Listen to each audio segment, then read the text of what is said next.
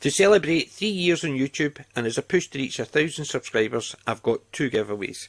The first giveaway is a commemorative plate from Franklin Mint of John Wayne, the Duke. And the second giveaway is a figure of Bebop from Teenage Mutant Ninja Turtles. To win any of these 2, just put in any of my videos, put a comment with either hashtag the Duke or hashtag Bebop.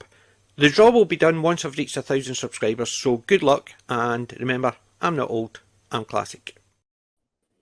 What a handsome guy. Oh, that was a long time ago. Oh, it was about that much ago. So yeah, the beard's actually going to get trimmed down a bit tomorrow, I think. Not trimmed, tidied. I'm sick of people thinking I'm shaving that bit only. I'm not. So I know, because Roman keeps going on about it as if I'm actually. I was tempted to get the guy to actually shave it the last time just to see, but I decided no. What's Roman's excuse this week? Oh, he's the doggy troubles. Well, that's important. Never mind. I don't mean to be snarky. I apologize. I hope not doggy troubles. I hope it's just doggy stuff. I hope the doggy's okay. More than likely doggy stuff. Miranda. Good to see you, Miranda. And Colin. Why aren't Colin, so I've got to check Discord. So, hi, Colin. Right, I've checked Discord, but he's not there. Oh, right. We got Colin. We're taking people away from Galactic Gals here. Half the chat came from Galactic Gals. Right. Okay, I need to actually hold on. I need to send the invite to him. Right, it's going into Discord just now, Colin. Right. Because you put it where you usually do. Yeah, but he's having problems with StreamYard. Oh, okay. Oh no, that's not good. There you go. I thought you would be late due to the other stream. 5 seconds. We're in the middle of discussing Star Trek when I cut out, and I think they're now on to Batman. Oh, Batman 66. Yep, they're now on to Batman. Yeah, the 1966 Batman, the only Batman I acknowledge. So yes, I know that one, and Michael Keaton. I adore Michael Keaton. I liked Michael Keaton, but no offense, but he's no Adam West. I thought I agree with you on that. I thought he was very dishy as Batman, but there we go. Hey, he's getting beamed up. He's getting beamed back in time. I can't blame me. Yeah, that sounds like the transporter, the communicator. Yeah, give me a sec. He's just actually he's just getting contacted by the future to get sent back in time to fix something that happened in the timeline to bring it back into all standard. Like, I got my elf jerky. Got my elf jerky. Anybody else want elf jerky? What flavor? No, I've not got. Where's my? No. I've not got my elf jerky. Elf jerky. I've got my elf jerky, and I have never heard of this beer before. Toncoco Milk Stout, which is absolutely gorgeous. We just picked it up today. I've only got 1 or 2 things sitting here, so just PG, you saw that tweet I sent out to you. Oh, remember last week we had a pairing system. We had 2 Batman t-shirts, 2 Doctor Who books. Well, Julie. Yes, I'm listening. Yes. Oh, you found them. Aye, they were in the shop, so I picked them up. So they've not been opened yet, but I picked up my borders. I was at the store this morning. I had borders and those Cadbury candies, whatever they're called, and I went with the Cadburys. You went with the Cadburys one. Well. I'm actually only got a couple of wee bits and pieces, so yeah, I mean, so sorry about that. They look nice. Roundies. I've never tried them. It's like a Twix, only round. Very nice. Can't get anything wrong with that. No, and they're individually wrapped in aluminum foil, and they're very yummy. and I ate the entire box when I was. Oh my going. God. It's I'm actually seeing only nothing. 6. I'm Only seeing 6 in nothing. here. And I was Hey, at Peter. the Apple store for 3.5 hours 2 weeks ago, Yeah. waiting for everything. And in 2.5 hours, I ate 4 of the 6 because I hadn't eaten since 6 o'clock. I'm surprised you didn't go into diabetic shock. Well, again, I'd had nothing to eat. Yeah. Diabetic ketoacidosis. By the time I cracked it open, Yeah, I was famished. you just need to watch out for those DKAs. But they were good. Aye, If you can diabetic find them, ketoacidosis. highly recommend them. They sound delicious. They really are. Well, I had my wife was at a gala today where I was out detecting, and she brought me back sweets, and Oh, they're finished already. you're worse than I am. Yes, and being a diabetic, I need to stop. But Well, I ate this Oh. entire row of chocolate chip cookies in the 2 hours of Galactic Gals' stream. So Wow. yeah, but that's the way it should be. But these what were Buddy is through there and he's barking, and every time he goes to bark, it sets him off. I love the little nails on the floor. That's the two of them running through. Somebody must be passing the house. You can hear my wife saying, "Good see pictures of Roman's puppy. Yes, pictures of Roman's puppy. I saw Oh, them. no, the puppy. Yeah. I need puppy pictures. Oh, did you see the pictures they had it and did it with their birthday hats on? They were 6, so they were last week. Weren't you? Thursday? You were 6? Oh. I said 7 back because I miscounted. It was 2017. So I thought it was 2016. I don't know why I was thinking it was 2016. 2016 is when I got married, so maybe I was getting them mixed up. I don't know if they sell these anywhere, but these are freaking tastic. They pass for homemade. Just saying. I've never tried them, but I have seen taste. That's a very bold claim. They but I see an empty box. So they pass for homemade. I have brought these to gatherings, and people think I made them, which I did not. And they have chocolate chip, walnut chocolate chip, double chocolate chip, lemon, blueberry. Mom just bought new version are salted caramel chocolate chip. They're awesome. Every flavor's good. So, given what we were talking about earlier on Blue's channel, I would say, is that Larry? Is that Larry Tate's, or is that the Tate's that's in the Tate's and the Campbells? Not Larry Tate's. They started out life as Kathleen's Bake Shop out in South. I know. It's soap. I love soap. I sat and watched soap all the way through. I thought I knew someone would get the other reference there. Of course, we get the reference. Oh, I sat and watched it. There's actually a load of clips from soap on my channel. I sat and watched it. Even the bit with Bert when he was kidnapped by the aliens. Oh my God! 48 minutes worth. I went through it all and clipped all the bits with the aliens in it. Yeah. So I did. So there's one over on Galactic Gals channel. We were discussing our favorite fantasy / science fiction shows from the 60s, and Bewitched. My list included Bewitched, and I Dream of Jeannie, and the Munsters, and the Addams Family, and a couple of others that nobody's ever heard of. Right, go on, tell us. See if I've heard of them. The Second 100 Years. No, never heard of that one. And It's About Time. Don't recognise that either. They both lasted 1 season. Ah. See, I've seen a load of old classics because my dad loved the old classics, and that's why I get into it. So I would see. That's why I knew about Roman and Martin's Laughing and stuff like that, because Laughing was brilliant. My dad used to watch all of that stuff, so I used to get to see them.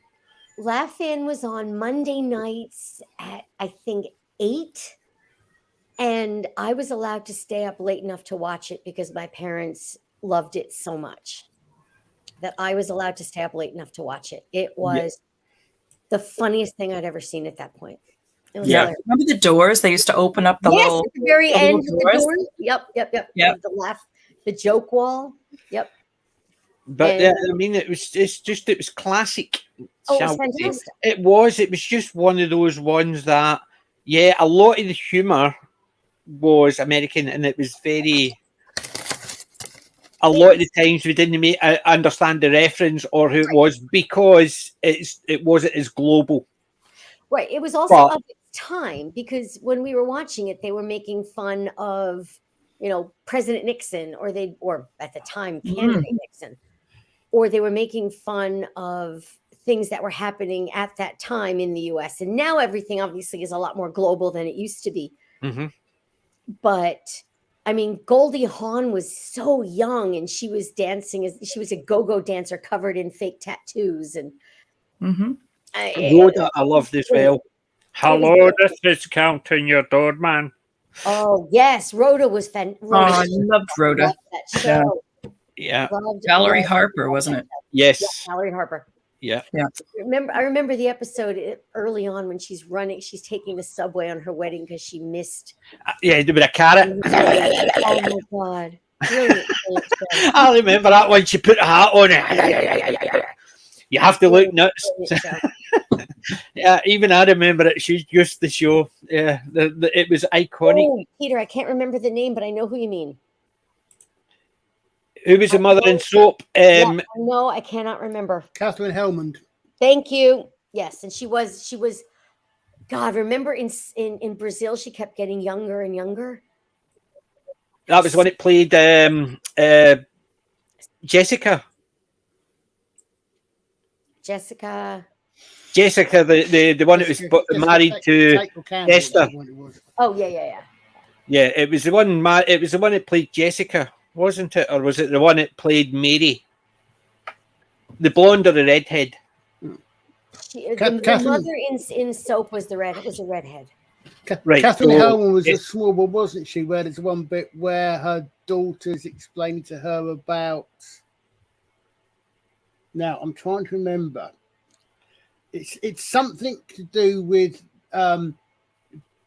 bedtime adult activities that apparently she knew nothing about.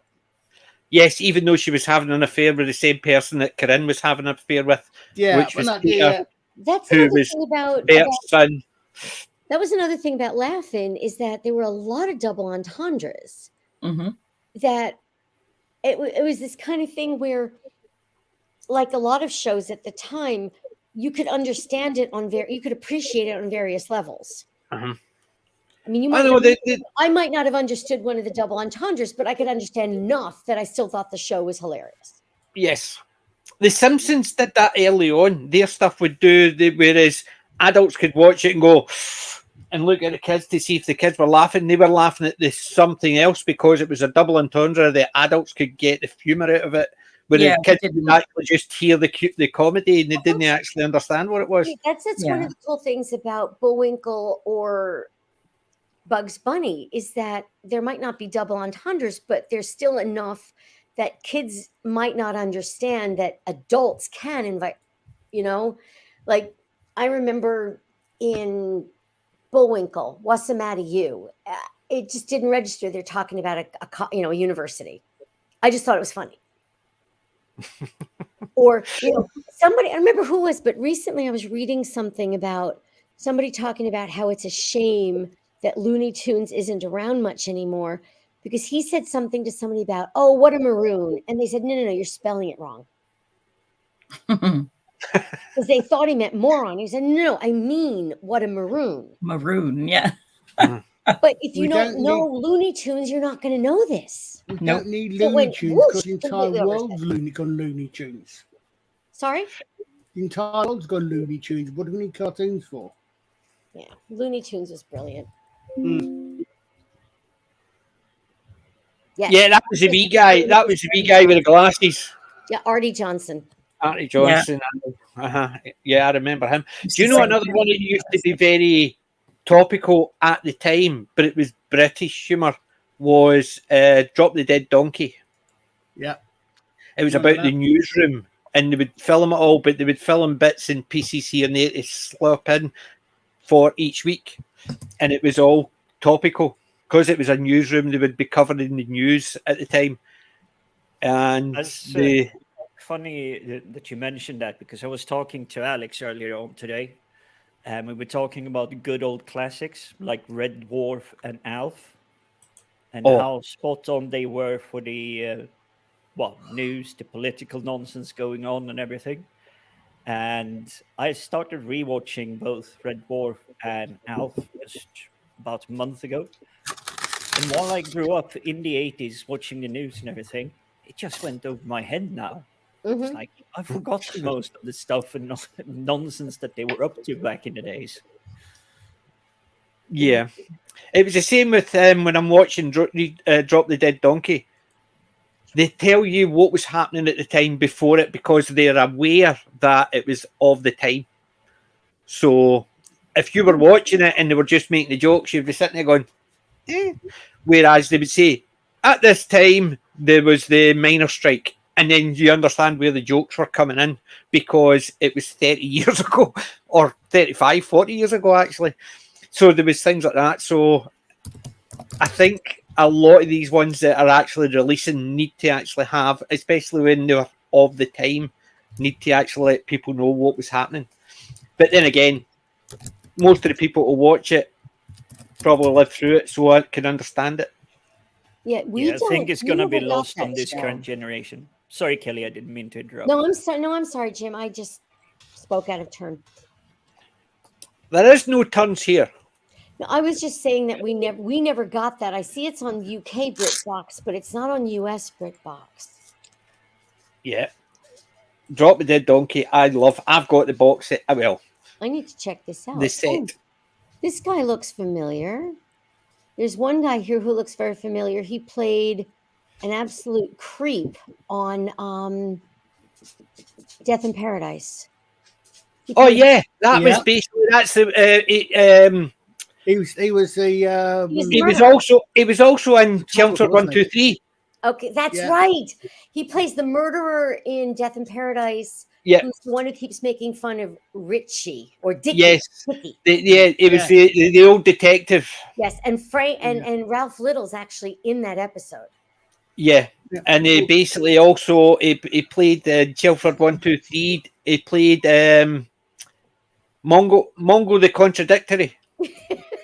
Well, Doctor Who That was a connection. funny show.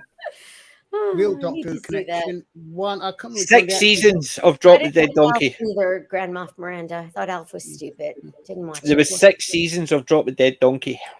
One of the, I like one your icon, your avatar, Peter, of Yeah, Tina. the late great Tina Turner.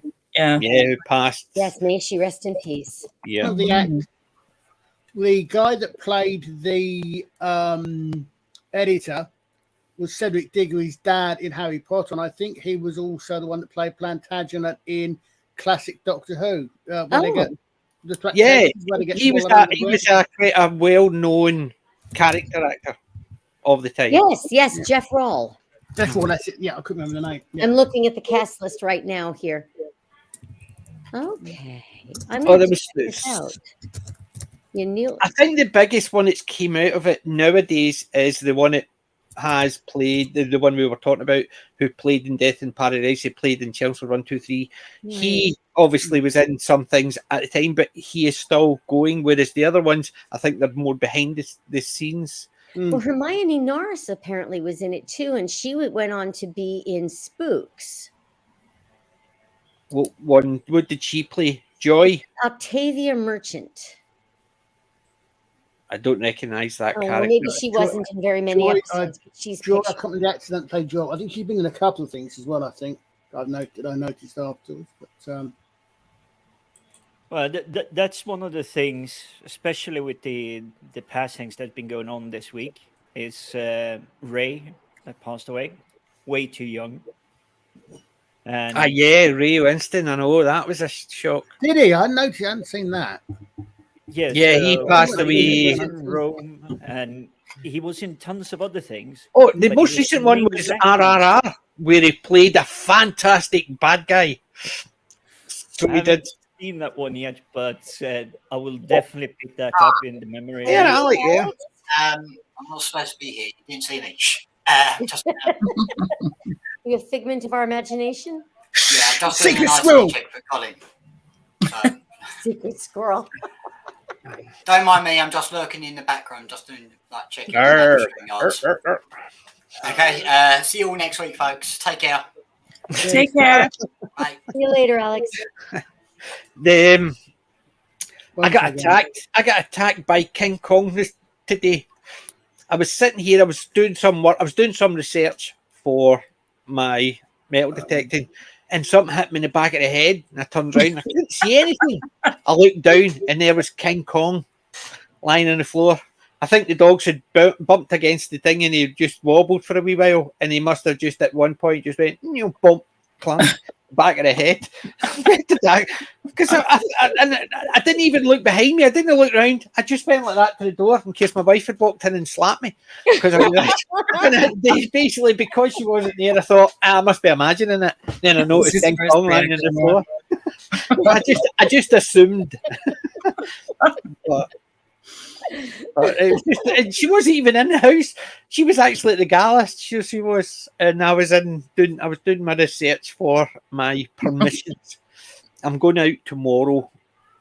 I'm meant to have been going out for a organised dig, but they had to cancel it. The farmer says the slurry was meant to arrive and they were meant to prepare the field, but it let them down, and in effect, they have to work the field this weekend because it's all changed. So the guys try to organise it with all the other farmers round, and they're all in the exact same boat. So it's all been put off for a week. So it's next week. So tomorrow I was going to go out detecting myself, but my wife wants to go to the gala day, the food festival. That would be nice. So, that's too right. I'll come back to all this stuff. Did you get anything for the house? No. Basically, so going to go that, but we're not going to do it till later on. So tomorrow I plan to go up and ask a few more farmers for permissions. So I had to do my research today. So that's what I was doing, going through. And one of the farms I'm going to do, there is suspected Roman road running right through it. Ooh. They don't know that it's a possible to class it as, because there's been a couple of digs to try and identify it, but they're not sure. They know the roads came via the north of Straven, and there's a Roman fortlet which got destroyed. It got dug up when they were making the sand.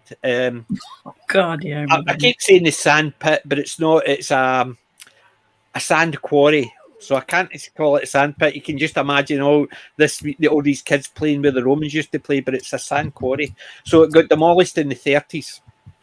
And I was sitting there thinking, well, if the Roman fortlet's there, why would the road be a mile further up north? Normally the Roman fortlets are along the road. So I always had the theory it came down where my permissions are. And that's what I was looking for. And then as I was doing further research, something popped up which led me, and then I found a farm where there's been 2 digs to identify it, and I think that's where it is. So I thought, bummer. All my research previously went wrong, so I had to research it again. But the good thing is, my research is actually teaching me more about the place I live in, and that's what it's all about. Brilliant. So, yeah, finding it great, because see round about me, I knew there was the Roman stuff. I knew there was all the stuff from like the 1800s and stuff like that, the mills, but there's Neolithic in the golf course further up the road. Really? Under the 17th green, there's a Neolithic burial mound. Wow. So they found it when they basically found it when they were doing the course. Okay. And so under the 17th green is there's Neolithic burial ground. And then there's been Robert the Bruce over in Loudon Hill. It was a battle there. There was one with William Wallace down at Drumclog. There was the Reformation riots and battles between the Catholics and Protestants in the village. Accordingly, the keep, I think it was Edward or Charles I had sent troops to root out the Catholics, and there was a really, really violent and bloody occurrence that they attacked the castle to let people out, and so the people escaped. And when they caught one of them, the soldiers cut his head off and played football with it in the courtyard as a way of showing the villagers not to do that again. I actually heard about that. That's incentive. I heard that story. Just so awful. Yeah, they play football with the head just to actually show the villagers don't do it again. We're in charge. It's really so. Yeah, so I'm finding more and more. So there's Neolithic, there's Roman, there's possible Viking walls further up north, about 2-3 miles further north from where I am as well. So all in the valley, all that. It's amazing what you find out when you're actually doing the research. It's fun. But that's what's kept me going. And it means I'm reading a lot more, which means I'm not sitting in front of the computer as much as I used to. So that's what it was all about, to get me away from the computer and get me doing other things to try and get the health up and back. Yeah. Yeah, that's great. I still feel old because I'm walking up and down going... And the funny thing is, I stopped for a wee break today under a tree, got out the Iron Brew, and I could hear movement behind me. I turned round and there's all the cows looking over the fence going, "What are you doing?"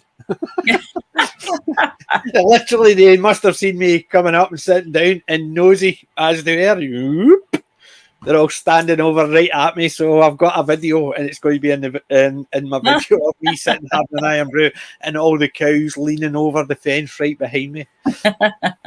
It's just freaky. But the problem is, you can hardly hear me because the wind was so bad today. All you can hear is so you can hardly hear me speaking. So what I'll do is I'll just mute it out so you can actually see the cows. But fun. It's a good laugh when silly things like that happen. But now I know where you get the expression "nosy cows." Because every time it happened the last time I was up at the other field, I was walking up and down. I could see the cows away in the distance, and I was walking as I was getting nearer the fence. I looked up, and they're all standing at the gate, going. And I thought they were about half a mile up the thing. They obviously just saw me and thought something's happening down there, and they all. They're cows. So very, very nosy cows. Can't say anything, but yes. Now I know where that expression comes from. Not to do with anybody else. Honest, Gov. It's funny where I live here in Florida. When I first moved down here, 15 years ago now, there were a lot of fields, open fields with cows, and I learned that doing that was a tax break because you were using property for agricultural use. But they were just putting cows on there until somebody bought the property and decided what to do with it. So it's gotten to the point where if you drive around here and the cows are gone, ugly houses or some kind of building is going up on that lot. Yeah, there's very few cows left around now in on the way to where I drive to and from work. There used to be everywhere, and now there's very few. See, I'm lucky. Round about here, there's villages, there's farms all round. So there is, it's fun. So it is, but it can be a pain in the winter because it's a lot of village roads. So during the winter, there's not a lot of gritting getting done because it's all country roads. Take me home to the place I belong. West Virginia. Yeah, Mount Mount Mama. Mama. Yep. Question though: John Denver or Olivia Newton-John? Yes. John Denver. Down there. Sorry, no. Stanley every I'll time. go for Mark Strong on that one. Right, look at Did this. you Wait, know? see this. I saw it. I saw a BBC documentary about John Denver, and apparently, and this just floored me. The people who co-wrote Country Roads with him were in the Starlight vocal band, and they wrote Afternoon Delight. Good grief. Oh no! I was thinking they obviously blew all their talent in Take Me Home Country Roads and then just couldn't think of anything else and just made the world suffer with Afternoon Delight. Skyrockets in flight. Yeah. Yeah. Oh God. Miranda, you need to actually get out and get a metal detector. All the castles and all that around you, Roman stuff. Wow. Mm. Jealous. Wait, you see Wait, this, right? Romans fudged up the A2? Yes, it would have been So one they of the built main A2 over arteries. Roman Road? Right, look at this. Look, this is me stopping for a wee break. Tremors? Hey, Yeah, movies. brilliant. You now, do. now someone needs House. to do some visual effects on this and have one of those worms coming up and just eating all the cows in the background. Yeah, well, I was out digging, so I thought might as well wear my Tremors. See, if one of my t-shirts is going to be my lucky one. So that was me, and they just basically they just all turned up. So they did. So it was just weird. I've just sat down and great. what's that noise? And the cows all behind me. I haven't seen the latest video yet. I apologize. I will check it out. The cow whisperer. My most recent one was called Mud and Iron because it was raining and I was covered in mud and all I found was iron. Oh no. But that's all I've done. I've found iron, and more iron. And I did the same today. Wait to see this. I did find something unusual. Oh, I heard about this. My find bag. Oh. Right. That's cool. Yeah. Expected fine, but I usually, since I grew up on a farm in the 80s, these were usually chopped up by the tractors doing the plowing and tilling of the dirt. Well, the thing is, the farm is it's pasture because it's been a cattle for 2 generations. Okay. And I was speaking to the farmer, and he says, as far as he remembers, there's never been a horse in that field. So it's either been his father's or his grandfather's. Oh, interesting. So yeah, when I dug it up, I thought, oh, at least it's a bit of interest in iron. Rather than a nut, bolt, a ploughshare, bit of tractor, whatever, which I keep finding. So yeah, I found a horseshoe. I went, yes! Something different, but exactly the same. A big bit of iron. Are you keeping tabs on the different items you're finding for the first time, even if it's like a rusty nail? Oh, everything gets recorded and a picture sent to the treasure trove. Even though I tell them that I know what they are, but everything has to be reported just in case. So yeah, and I put in any of my videos. I put a picture up of everything I found. So yes, even my bowl, my spoon for the pewter, the bowl for the pewter spoon that I've got. Yeah, I've still got. I catalogued all of that. But you need to. It's part and parcel of it. Oh, that sounds good. Yep. See, there's another one as well. Julie, you need to get a metal detector and get out and about. There isn't that much here, though. As I was saying over in the chat, that we've about 15, 20 miles south of me, there's a place that's preserved a bunch of Native American burial grounds. And then there is about 10 or 12 miles, no, about 15, 20 miles northwest of me is a place where the Spanish conquistadors came, but it's all swampy, so nobody's doing much digging there. Well, I mean, I and there know they might be a found little some bit of things. those They have long found green some creatures. things, but I'm sorry. I was just going to say, there might also be the factor of these long green creatures that you have lurking around. the one with everywhere. lots of teeth. Yeah, but this is on Oh, the swamp this dwelling is actually on the werewolves. seawater. The place where the conquistadors were, it's actually seawater, so there would not be the long green creatures. Ah. They tend to be freshwater or brackish water. This is actually a bay from the Gulf, so But the there's salt water not a lot of would kill gators. metal as well, so that's kind of sad. I mean, I'd love to do something like that because obviously, as I've mentioned before, I love archaeology, but there's just not the kind of archaeology here that interests me.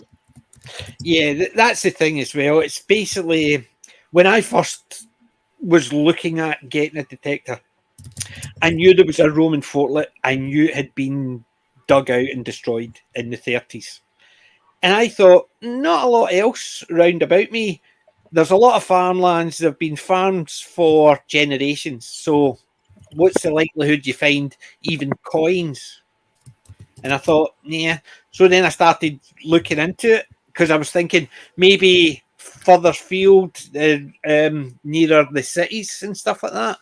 And then I found that in the valley, our village is the narrowest point of the valley because our village was at one point more important than Kilmarnock, which is the main Really? town around here. It was given the free reign at the time, and it's just as Kilmarnock became more industrialized, and then it became a bigger and bigger and bigger. Our village actually became smaller in requirements and stuff like that. So ours has been here since the at least 1479. So it has, and that's the first time it appears on a map, 1479. So there's a lot of history here, but I didn't realise until I started looking into it, which meant that even if it's just been it's just been farms, you never know what you're going to find. I mean, well, that's the thing is that you've got something that there. I've never been that interested in the Native American archaeology. I'm just not, because they didn't even have the wheel, so I'm not interested in arrowheads and beads. I'm just not. Mm-hmm. And the Spanish is a little more interesting because the conquistadors brought over a lot of what they had back in Spain. So that's a little bit more interesting to me, but I really that's why I love Time Team so much, because I like the Anglo-Saxon, I like the Roman, whereas I'm not keen on, classical and Mideastern archaeology. I like more Western European archaeology. Yeah. I'd love to do It's France. the same as in Time Team. Me and my dad used to watch it. Both of us loved it, but my dad loved the Neolithic and stuff like that so the flint work and stuff like that. And I just thought stones. Yeah. And whereas I like the Roman stuff. Yeah. That's why I care about the Native American. Okay, fine, it's an arrowhead, whatever. Yeah, so that's whereas my dad loved watching Phil Knapp and stuff like that. He was more interested in the really old stuff. Whereas me, it was the Romans where they could uncover and still find walls or mosaics and stuff like that. I found that interesting. Whereas finding a stone, I would pick it up and go, no, it's not that. That's a stone. I would know. It's like stone's a stone. It reminds me of Charlie Brown's Halloween. I got a rock. Okay, fine, whatever. But yeah, it is that to me. Because some of these the guys are going, yes, we found this, and I'm going, it looks like a stone, and they're explaining how significant this bit of snapped stone is. I'm saying, but it looks like a stone. If I saw that in my garden, I would actually go, where the hell did that come from? Bin. Right, and you pass it, yeah. Whereas you see a bit of wall, you think, at Mhm. least it's been built round. So it's the same as actually even roundhouses where they've shown you the bits where they reckon it's been there and there's nothing left because it was wood and stuff like that. But there's a I find that interesting because there's structure and there's possibility of junk being thrown out. right. But it's the idea that you're finding stone in a country full of stone. Well, it goes back to what I've said before when Time Team came to Jamestown in Virginia. They Yeah. said point blank, you don't have to dig very deep to get what you're looking for because, you know, the colonial period was only 250, 300, maybe 400 years ago. Uh-huh. Because beneath that, you're going to get the Native American, and that's not what they were looking for. So they really didn't have to dig that far. Yeah. And do you know how bad it is here? I dug a hole today and I was expecting to dig maybe a foot down and I just kept getting nothing. So my pinpointer wouldn't detect anything. So metal detected and it was still saying it's down that hole. And I dug and I dug and I dug 2 feet hole. And I finally found it and it was a big bit of tractor about that size. Wow. So I just basically covered it back up because I ain't carrying that. Basically, I've had to have a rucksack just for this bit of metal, and it was literally, it was so that was 2 feet down. If you'd gone much further, you bumped into Doug McClure and Peter Cushing. I'm trying to avoid Caroline Munro references for this one, but what the heck? Yeah, but it's amazing something. So this has just been a pastured field. At one point, it must have been turned over a couple of times, or they've basically, because it's actually in the hill, the amount of soil drift, it's just covered these things that's maybe 40 years old by 2 foot of dirt. And I'm sitting there going, 2 foot to go. I ain't digging that out. I wish it was a sword, but it wasn't. But it is fun. I must admit, the fact that I'm actually having pleasure digging a 2 foot hole in the middle of a field. It's thing me. And I found my first ring pool. Yay, ring pool. Pretty soon you'll pool. get to know, you'll be like, you'll get to know exactly what type of drink, what year. Yeah. Yes. Kaiser, 78. What was it? We had some woods. Sorry? Isn't there one of the computer games where ring pools are cash? Don't know enough about computer games. I know in the Fallout. It's not the Fox. I know in the Fallout games have bottle caps.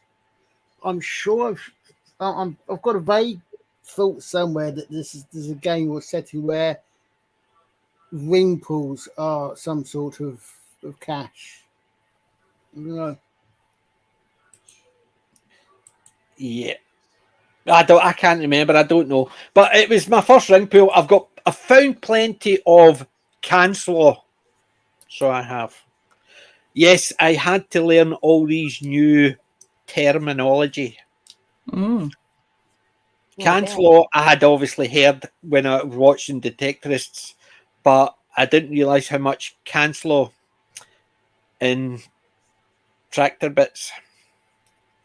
What was it they called tractor? Was it a boat? I found a boat bit off a tractor. All right. Very good. So I found a boat From now on, that's what I'm going to use. The detectorist, Lance used it in the detectorist. It says that's a boat. He says, what? He says, a bit off a tractor. So, I like that because it means I've found a boat every single time I dig a hole. Not the right boat, but a boat. But it's better than a boat which bung on another 1,000 is meant to be. So I would rather have boat, bit of a tractor. But it just goes to show. But I did watch Detectorists again last week. I've watched it 4 times this month. Oh, wow.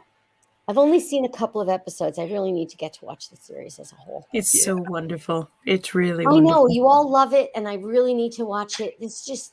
Did you see Did you see the outtake or no the outtakes, the documentary parts? Hey, Gary. No. Okay, Gary. The puns are about to come. Oh, you guys really ran long. Yeah, there was a couple of websites. I dig up a car. No, in my luck. Bit by bit. So well, but there was one. I'm sure I sent it in Twitter. It was basically them talking about the making of Detectorists. There's a couple of them online.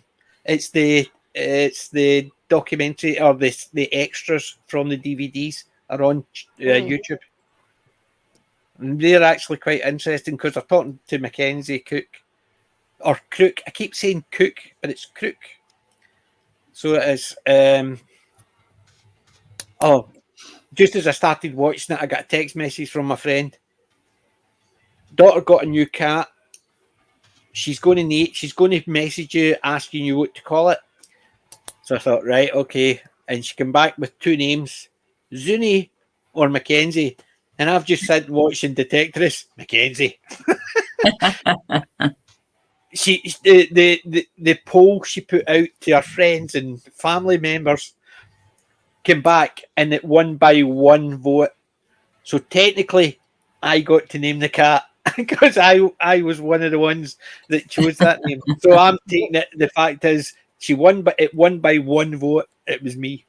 You mean no one suggested Catty McCatface?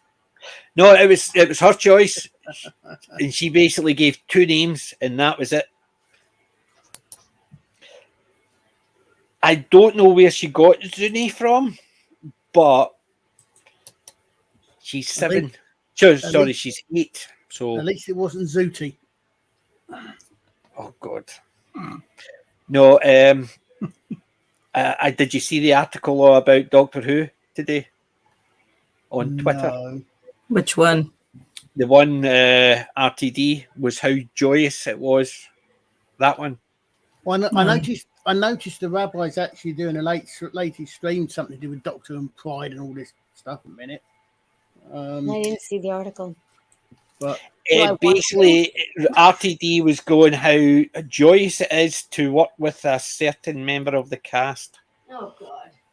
And how it made his it's almost like it made his life. When he says work. Yeah, and it just keeps adding the fact is, I wish I wasn't right. But I'm becoming less and less and less interested. Yeah, pretty much. Yeah.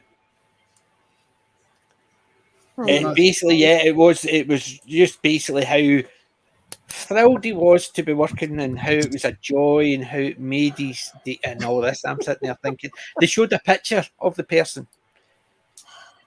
and I saw somebody was actually talking about it, and they were basically saying, "Looks like a basketball player, tall and lanky with a big pair of basketball shoes on." Oh, I'm taking he's not talking about Indira Varma. I take it. No. Sorry, silly me. She's a woman and reasonably attractive. What would RTD know about that? Yeah. Well, he did cast her. Yeah, I'm actually wondering because I noticed. I don't think I was still watching Torchwood at the time, but she was actually in Torchwood. But I believe her character was killed off in Torchwood. But she's also done some Big Finish Torchwood. So I was wondering if that's going to be the same character. But no. I don't know. It's meant to play a different Rose. I think the name, I don't know if they named the character Rose to try and link it, but it's not. They've basically says it's not the same Rose. Well, it can't be the same Rose. Yo, do you know who it is? Do you know who it is? Yeah, it's Donna's child. Donna's child. But They- haven't they already had Donna's child in it? Wasn't I thought? Oh no, not Donna. It was Amy and Rory. Amy and Rory's child. It was Donna Amy had and Rory's. quote unquote computerized children in Silence of the Library, Forest of the Dead, but those weren't really her children. Those were just in the fake world. But you would have thought if she had a child, she would have named it after one of the children she had in her memory. But she didn't. She named it after another companion. No, but remember, but this child is trans, so it was a son.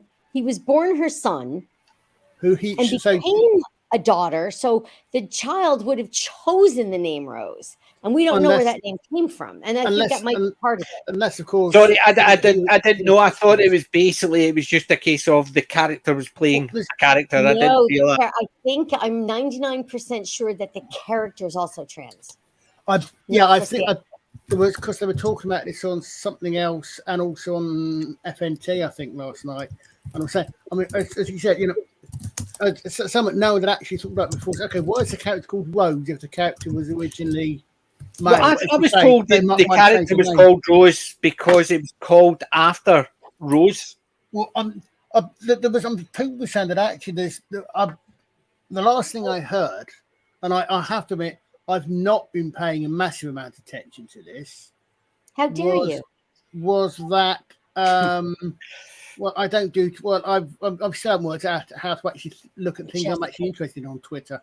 But that it has not been officially stated that this Rose is transgender. I'm pretty sure they were. See, I hadn't heard that. I heard that, but it's complicated. No, I hadn't heard that. All I heard was she's called Rose, a different Rose. It's not meant to be, but she's been named after Rose. Well, as Gary said, sorry. Right, named her daughter after someone she can't remember. Yeah. But if the character's trans, then it's the character who would have chosen the name Rose. Rose is the new name. The birth name yes, would be dead but naming them.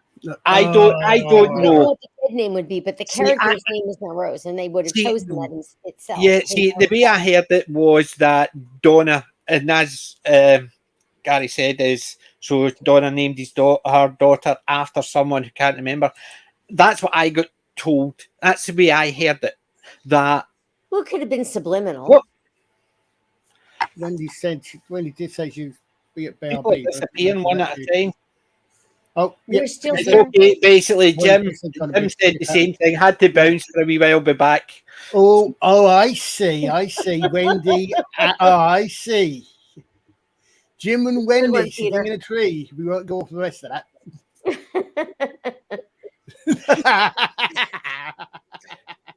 Do you know what we'll do? We're on the Nerve Fighters team now. We're not on the Nerve Fighters stream now. You don't have to shame me. Yeah, I know, but I wasn't shaming. I was just rubbing two sticks together. Right. See, the thing is, the way I heard it was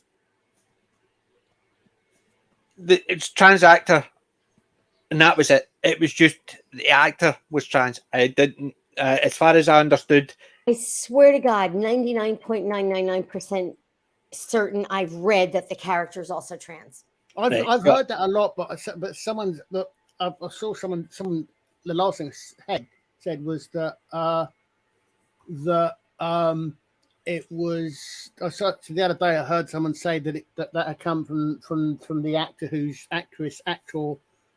name temporarily escaped the person playing Rose. Yeah.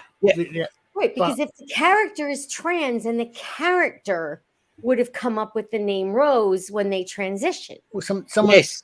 someone suggested he might be called Ross. Yeah. Good Well, question. whatever. Brother, daughter, But I mean, it could be subliminal that the name Rose means something in the family. I mean, who knows? As Retro we all says, know. basically, so where did the name come from? Because Donna is meant to have forgotten all that. So where did Rose come from? It's not as if she Deep in called her her after subconscious. Rose. We know we all know Deep why in her she's called Rose. subconscious.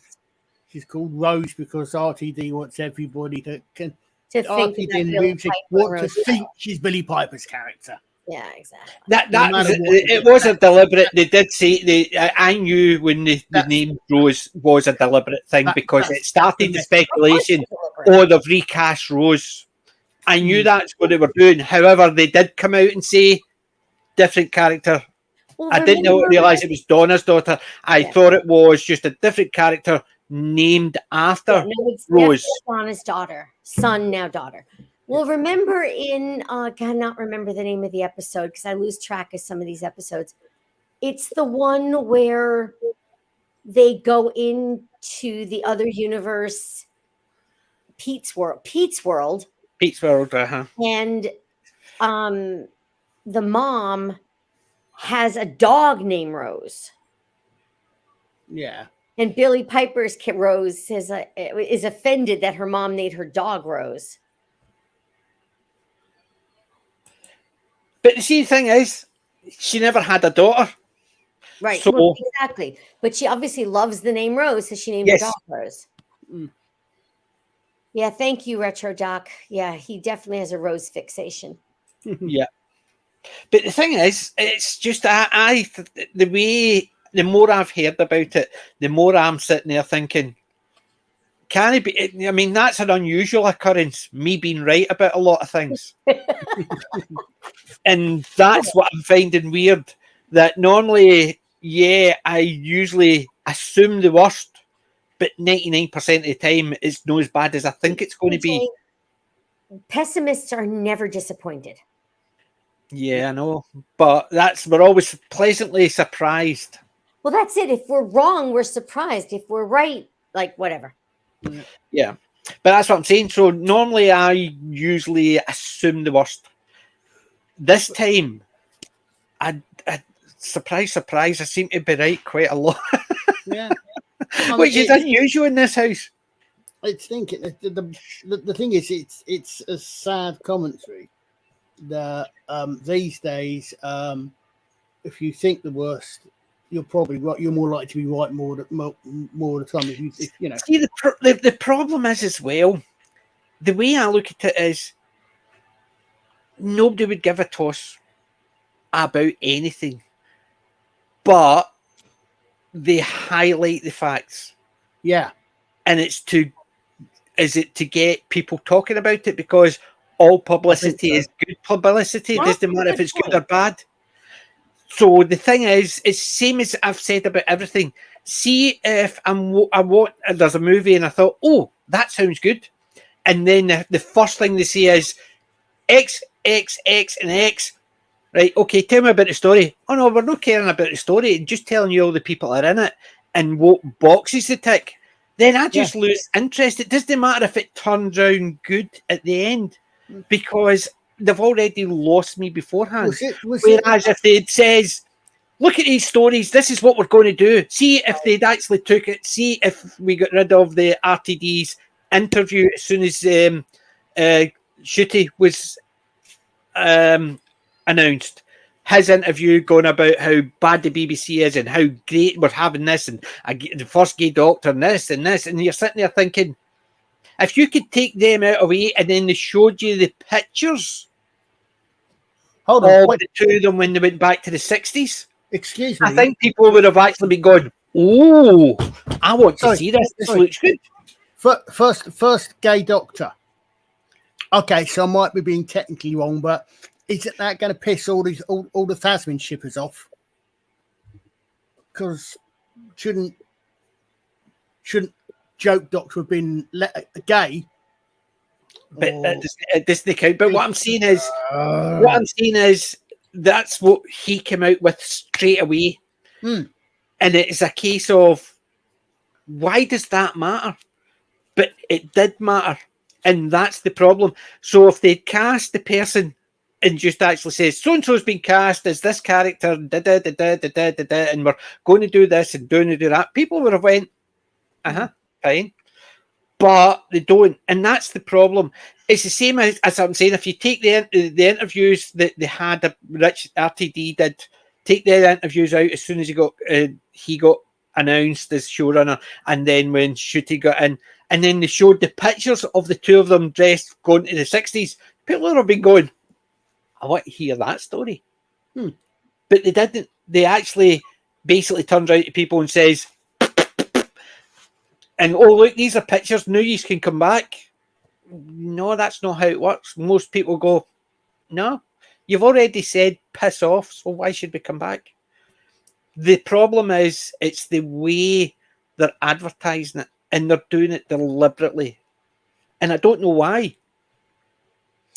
Because you look at a lot of popular movies. Tootsie, right? Mrs. Doubtfire. Nobody had an issue that they were, but there's also been Crocodile Dundee. Remember Crocodile Dundee? The bit was Mick. That's a knife. No, that bit. The bit where it went. My favorite line from the whole thing. That's not a knife. A knife. That's a knife. They did it in The Simpsons. The guy comes up and goes, and the wee mole man, he's got his walking stick, and he goes, "That's not a knife. This is a knife." Because the knife was that heavy. That's such a fun movie. I mean, in fact, think about it. Actually,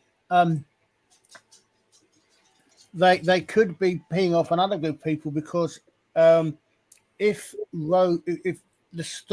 I remember correctly, and you can probably check and reach and look at the comic for me, PJ, the Rose character or the Rose analog in the original version of the Meat story was black, if I remember correctly. I seem to recall that in that comic, that particular character, I could be misremembering because a long time doing it, but across the board. Like Miranda says, you don't need to represent it right. The Doctor has always been a British character. Yeah, there's been three Scottish now. 3 Scottish actors played the part, but they didn't sound Scottish. No, did it bother? Peter no, did. Not a bother at all. Peter did. He's when he was doing his grouchity bit, he's very, very Scottish. Sylvester sounded more Scottish than David. I mean, David didn't play Scottish at all. He didn't play it at all. But Sylvester actually, it was more anglicised his accent. Because if you watch him in Rab C. Nesbitt, you hear his accent a lot stronger. In Deep Breath, they made a point when Nev Campbell was in it. Oh God, Madame Vastra, because Nev Campbell is Scottish. Yes, she is. Because there's a scene in there when she talks to him and she's using her natural Scottish accent and trying to convince him that not everybody, is English. Mm-hmm. Now but it's the fact is the thing is. Well, who's the other one, Peter? Sylvester, David, and Peter were the 3. No, Scouse. I know that Paul McGann is from Liverpool. Who else is? Tom Baker's from Liverpool. Forgot about that.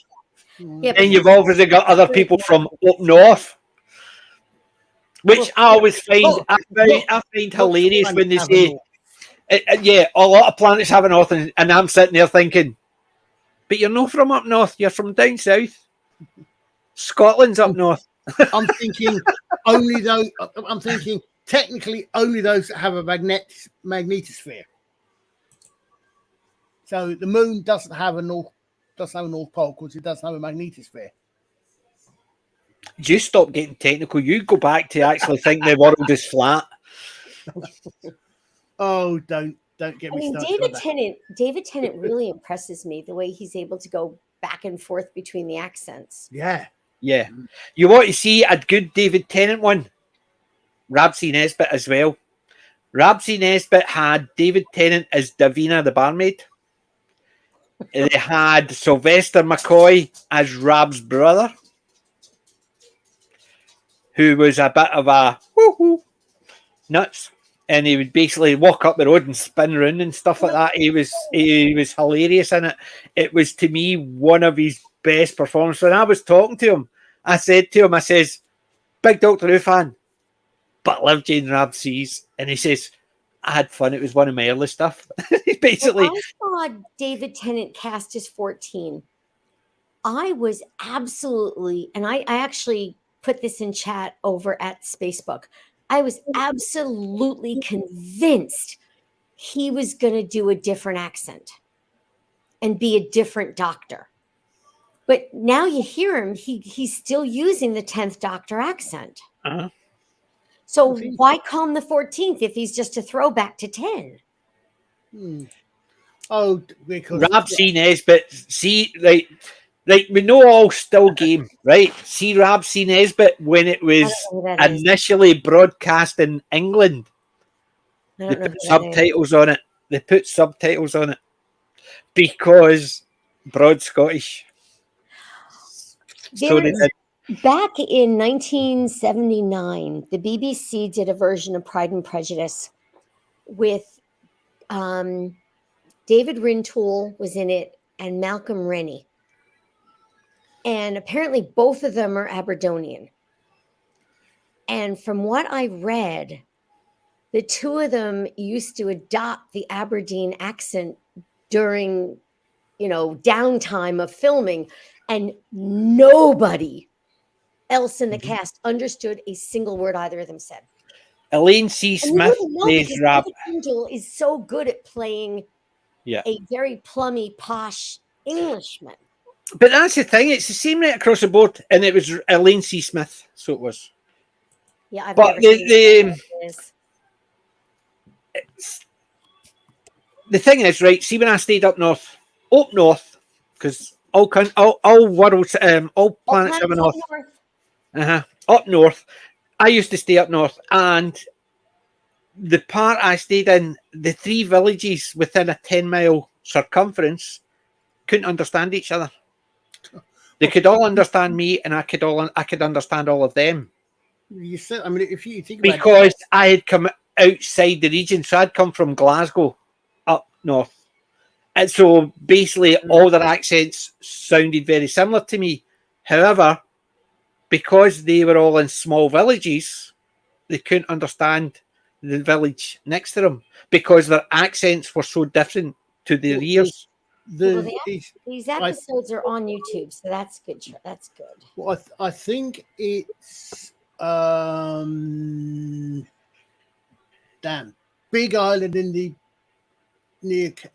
I think it's New Guinea, Papua New Guinea, where there's something like 600 different languages. Is that no Tamil? Tamil is the more predominant one. I'm not sure.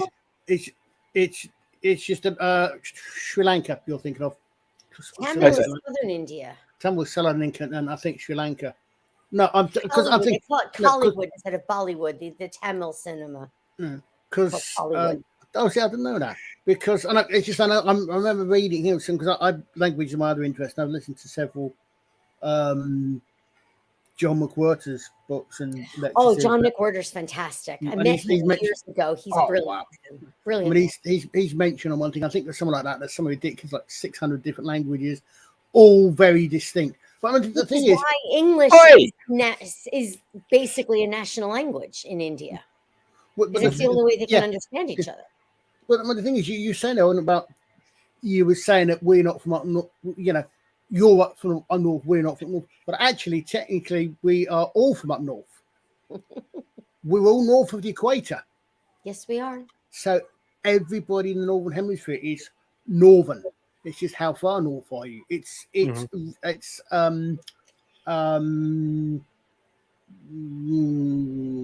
relative. That's it. It's relative. This is quasi-relevant. this tells you just how vast a landmass Canada is. Yeah. You do not get halfway between the equator and the North Pole until you are several miles into Canada. Yeah. That's how vast it is. The best one I ever saw was it was a Scottish comedian. He was talking about travelling, and he says when he was in Canada, he travelled. He says he'd been travelling for 12 hours, so he looked at the map and went, and he says, "I moved that much on the map." He says, "When I'm in Scotland, if I'm travelling the same distance, I'm going through 4 different countries." Pretty much. And it was a case of, he says, we've travelled 12 hours, so I went that distance. Texas can take you several days to cross at the widest part. We've travelled 12 hours, so I went. That's not me. Wendy's got an echo. You can hear us in the background, Wendy. This is Wendy. Wendy's got an echo.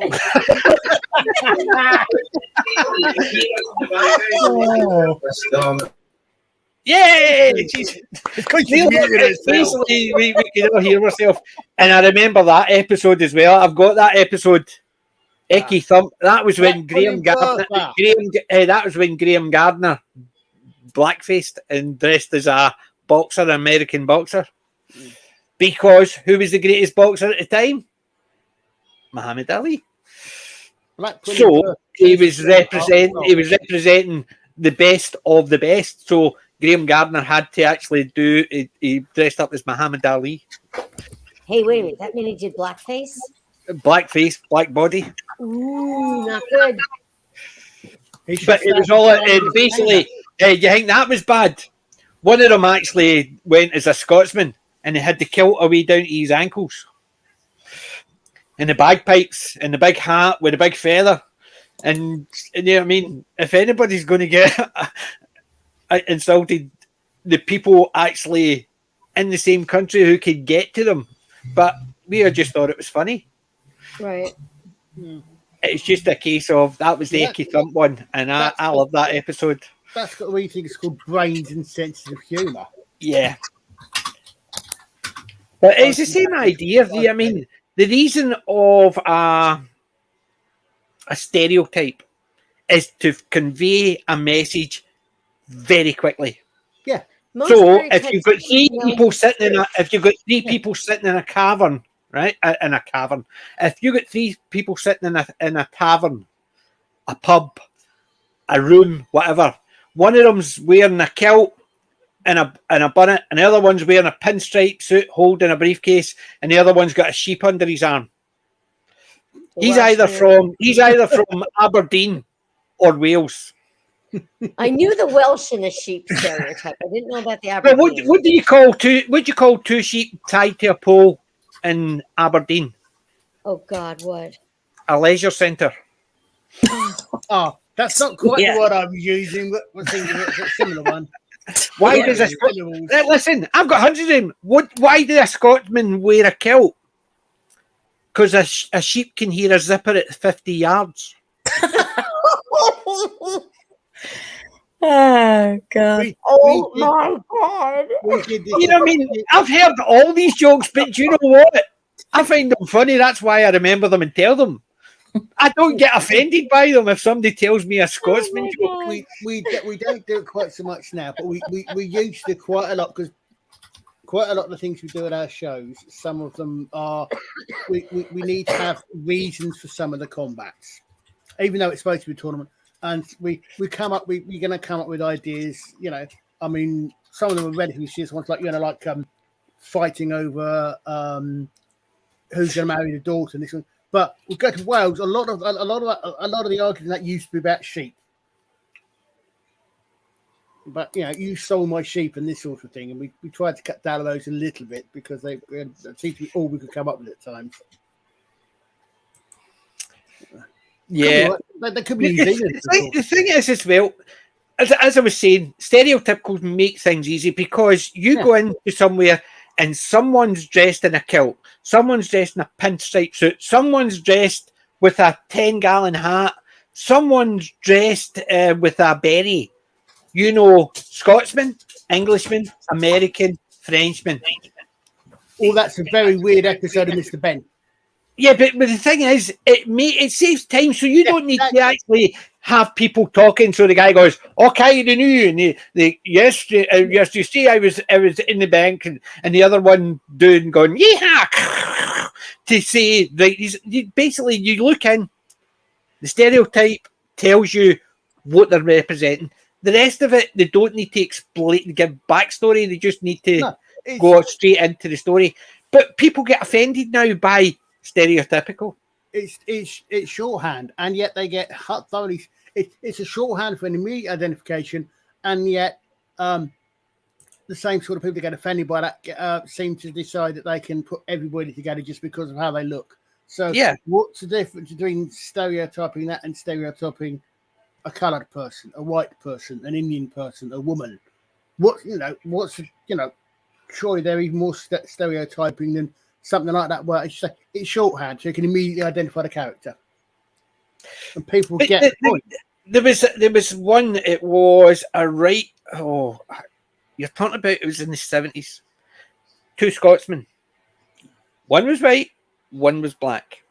Sitting there, and they were all going, "Don't like you." They were basically arguing because one was a Campbell and the other one was, I can't even remember. I think it was the Camerons. Yeah, I mean, and it was because the two clans didn't like each other. Yeah. Until an Englishman walked in, and the two of them were the best of friends. Yeah. And it's that type of thing. It's very stereotypical. One was black, one was white.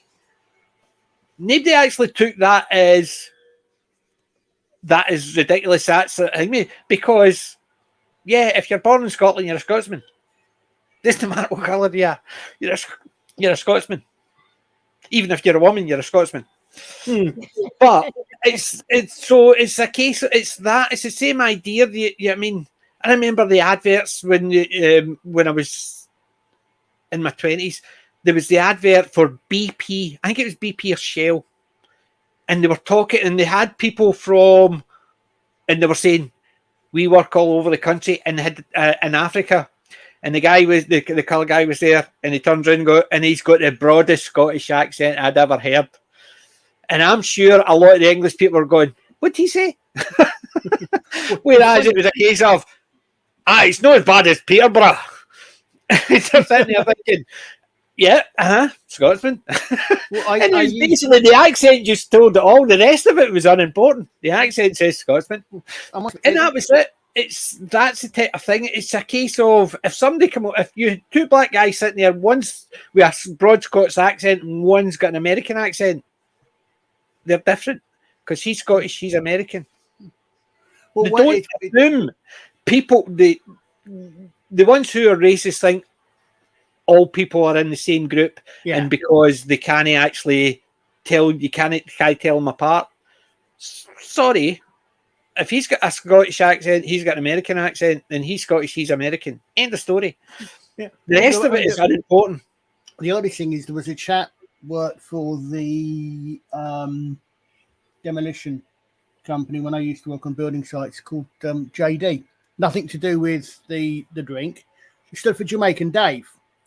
Guy had the broadest Jamaican accent you could, the kind of Jamaican accent you would think was being put on as a stereotype.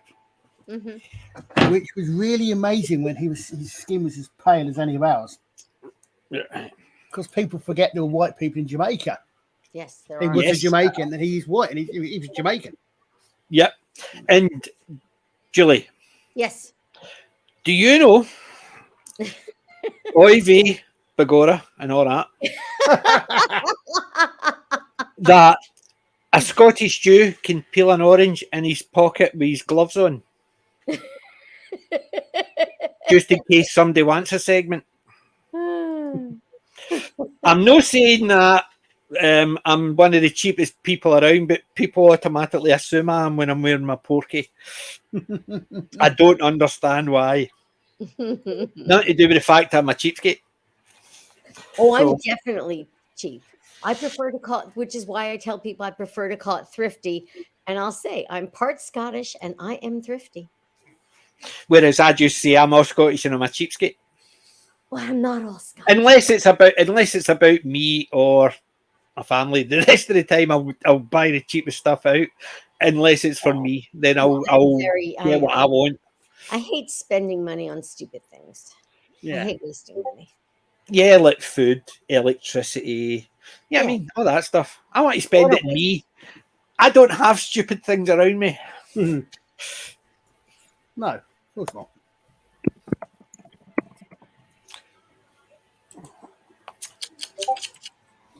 Cheap, that's what you call it. I still need to find some of that Iron Brew stuff. Yeah, it's that one there.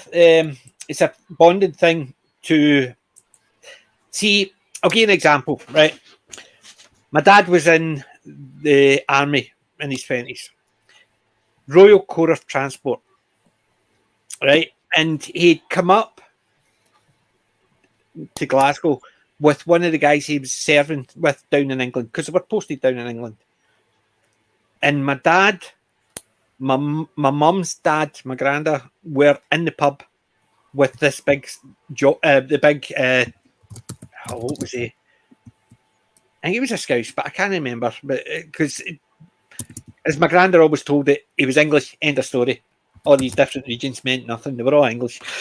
But he says it was funny because this guy, 6'6", built like a brick shit house, and he's going, "Come on, Jock, we need to get out of here. Come on, Jock, we need to get out of here." And my dad says, "Why?" He says, "They're going to fight." He says, as soon as he says that, my dad and my granda went, "Where?" Right? And he goes, "They're there, and they're there." He says, "No, they're just asking each other if they want a drink." "Hey, you prick, what do you want to drink?" The English guy thought they were actually off fighting because the way they were talking to each other. It's the same as the old Scottish joke. The guy walks into a pub and goes, "Yous are up bastards and yous are up cunt." Hey, I'm not a bastard. Get there then. It's the jokes are basically. I've walked in. I was down in the Lake District with a friend, and we were playing snooker or pool. I think it was pool. The table was small. What's the difference? I've never known. Longer table. It's a larger table, and pool is like billiards are basically two sets of 8 balls, 7 balls each, and then you've got the 8 ball. Snooker, you've got the 15 red balls, then you've got the brown, green, yellow, blue, pink, and black. And it's basically you have to put a red, then a colour, red colour, red colour. Whereas the other one, you have to do the spots or the. See, I don't know what I'm talking about. And there's Roman sitting in the background. So he is sitting in the background. Hey, a bunch of cheeky buggers. Let's go get a pint. Aye. What are Listen, you guys doing? not too bad. We've actually decided not to talk about Doctor Who now. But No, yeah, I'm totally in a place where I cannot do anything, and I hear in the background chittering about Doctor Who, and I'm like, you're doing this on purpose because I can't get to a mic right now. It's fine. It's fine. I don't take this as a personal affront at all. No. But there's no interest in news on Doctor Who anyway. So Actually, I don't. Did something else happen, or is it still the same? Well, no. Basically, there was an article about RTD going how joyous it was to work with a particular person, and how it made his day. And all the other actors meant nothing, but this one person. And I'm sitting there thinking, no. Oh dear. Yes. If I were a betting man, and I am, I would say we're probably talking about Rose. Yep. Right, Roman, you're the man with his finger on the pulse, or whatever you call it, but we'll call it the pulse. Wait, what? Hey, when did you move to India? Alex is back. What the hell happened? I go away for a little while. Alex is back. Everybody's here. Jim was back. Jim was back, and he's Jim. coming back. He's coming back in 5 minutes. Oh, is he? Oh, good. I'll get to see him. I'm actually, my timeline is pretty limited again today, and I apologize for that. Again, anyway, while you've got me, this finger on the pulse thing. What's the Right. what's the question? What's the vibe? Is Rose not the actor, the character? Who is she? In the story of Doctor In Who, the story of Doctor Who.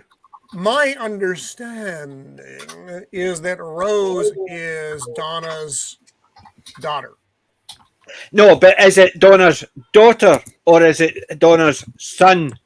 Who became Donna's daughter? I don't That's know. what it And if- is. I swear. We had an argument about it. Julie was If I- convinced the It has- actor and the character had the same thing, whereas I thought it was not.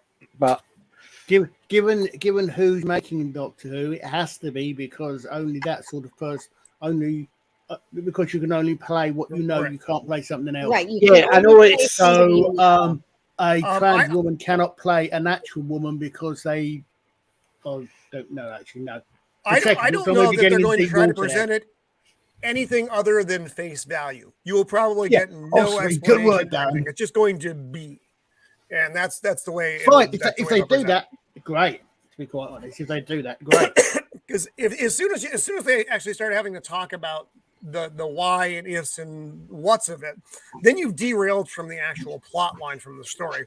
I mean, is it a distraction on its own? I don't know. I guess it depends on how much they decide they need to We'll see. have this. I don't know. I don't know what I don't know. see, that's another thing. See if they didn't matter who they cast.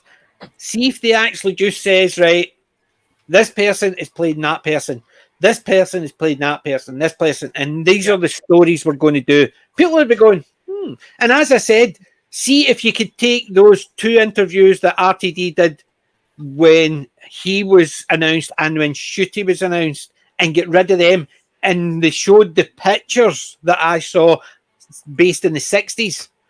People would have been going, "Ooh, this looks good," but they can't because of all the things he said in the background, and that's what I was saying earlier.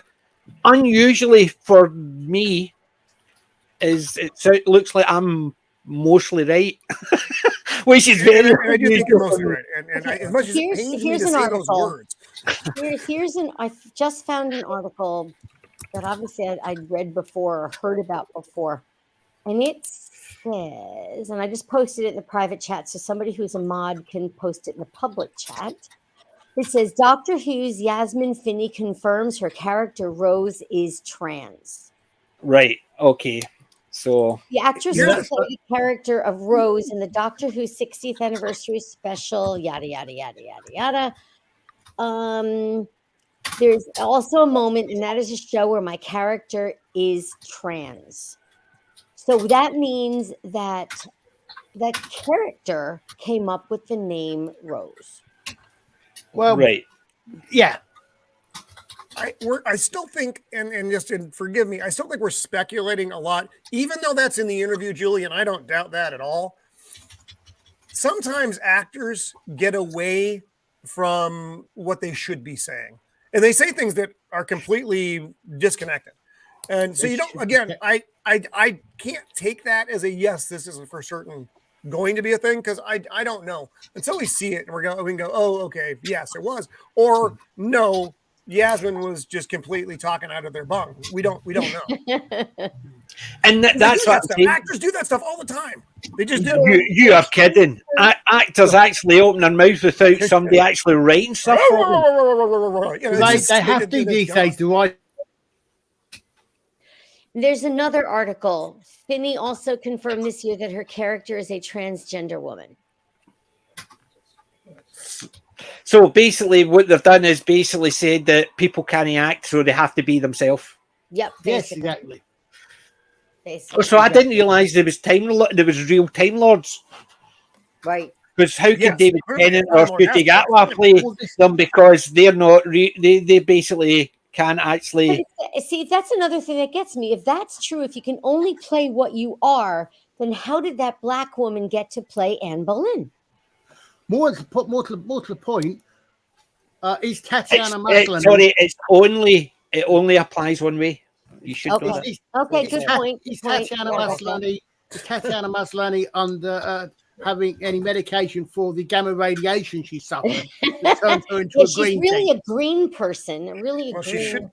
Oh, she did should you be on medication for something? Did you see the article about She-Hulk? Oh, 19 Emmy nominations. 19 Emmy nominations. they put forward for was it 19 or was it 19, yeah. They've put it forward for 19, one including best comedy. Wow. One including best visual effects. Oh, mother of God. And I was pissed myself when I saw that. I was going, oh, I can't wait to speak to Roman tonight. That's levels of absurdity that shouldn't even be allowed. But Wow. the way things are going at the moment, they will probably win. Yeah, I was going to say that's the worst thing, Colin. Is it'll probably win. It's going to beat out some actually deserving show. But do you know the worst part? Do you know who actually says how bad it was and how ridiculous it was? I think the New York Times. Really? That's yes, incredible. they actually says how a disaster. I think it was something along the lines of a disaster.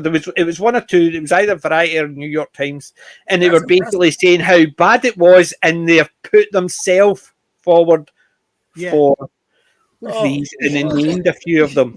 This is what gets me, amongst other things, is okay. So, why is it up to Disney in this particular case to put their stuff forward? If it's an award for something, shouldn't they actually be nominated by someone else? I don't know how any of these,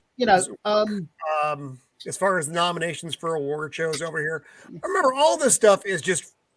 I'm gonna use nice words because I'm on PJ's show. I'm not on my show. Self-aggrandizing stuff. Yeah. Is what all of these award shows are. They don't mean anything. Well, Tom Cruise should not put Top Gun Maverick for an Oscar. I suspect, from what I've heard of it, it should be nominated for the several of them, but he shouldn't be the one putting it forward. Yeah. You know, my stuff is that good. I want an award for it. There's Jim there. Jim! Hey. Jim, it's good to see you. Hello. Guess who's back? What, you done raiding villages in the north, are you?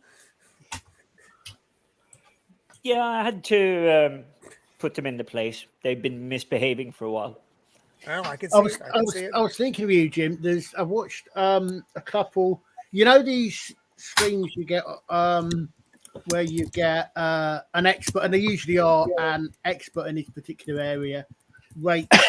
Yeah, I've been watching them as well, Colin. There's a couple of where there's a lady who's a Viking specialist. Yeah, I saw that as well. What got me is the one thing that got me is she got the right. Yeah, the one thing she didn't make a single word of was when they had the black female Jarl.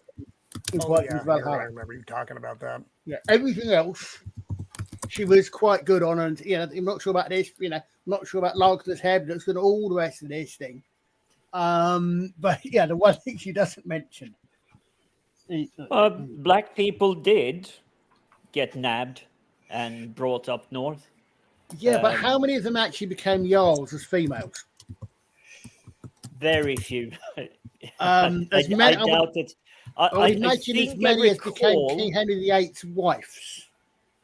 Right. Yeah, well, none of them were, but as I recall, I'm not 100% expert on the whole Norseman cultures and everything that was going on.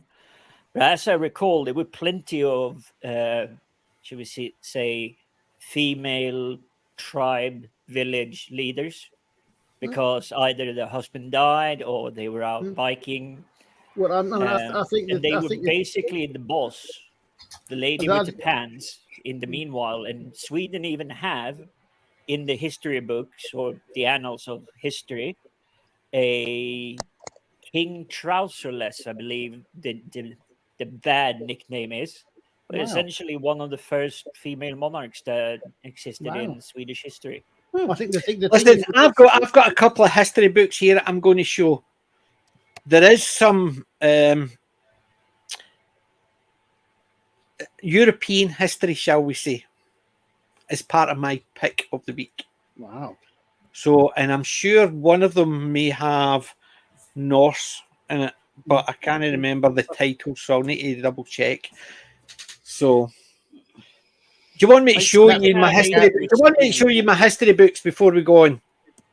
Yeah, go on. Well, let me give a quick one there. This is something I really didn't like about Swedish schooling when I went to school in the 80s and 90s, is that the history books literally had 2 pages on the Vikings, the Norsemen, and 80 pages on the Romans, 200 pages on the English, 5 pages on the French, because nobody cares.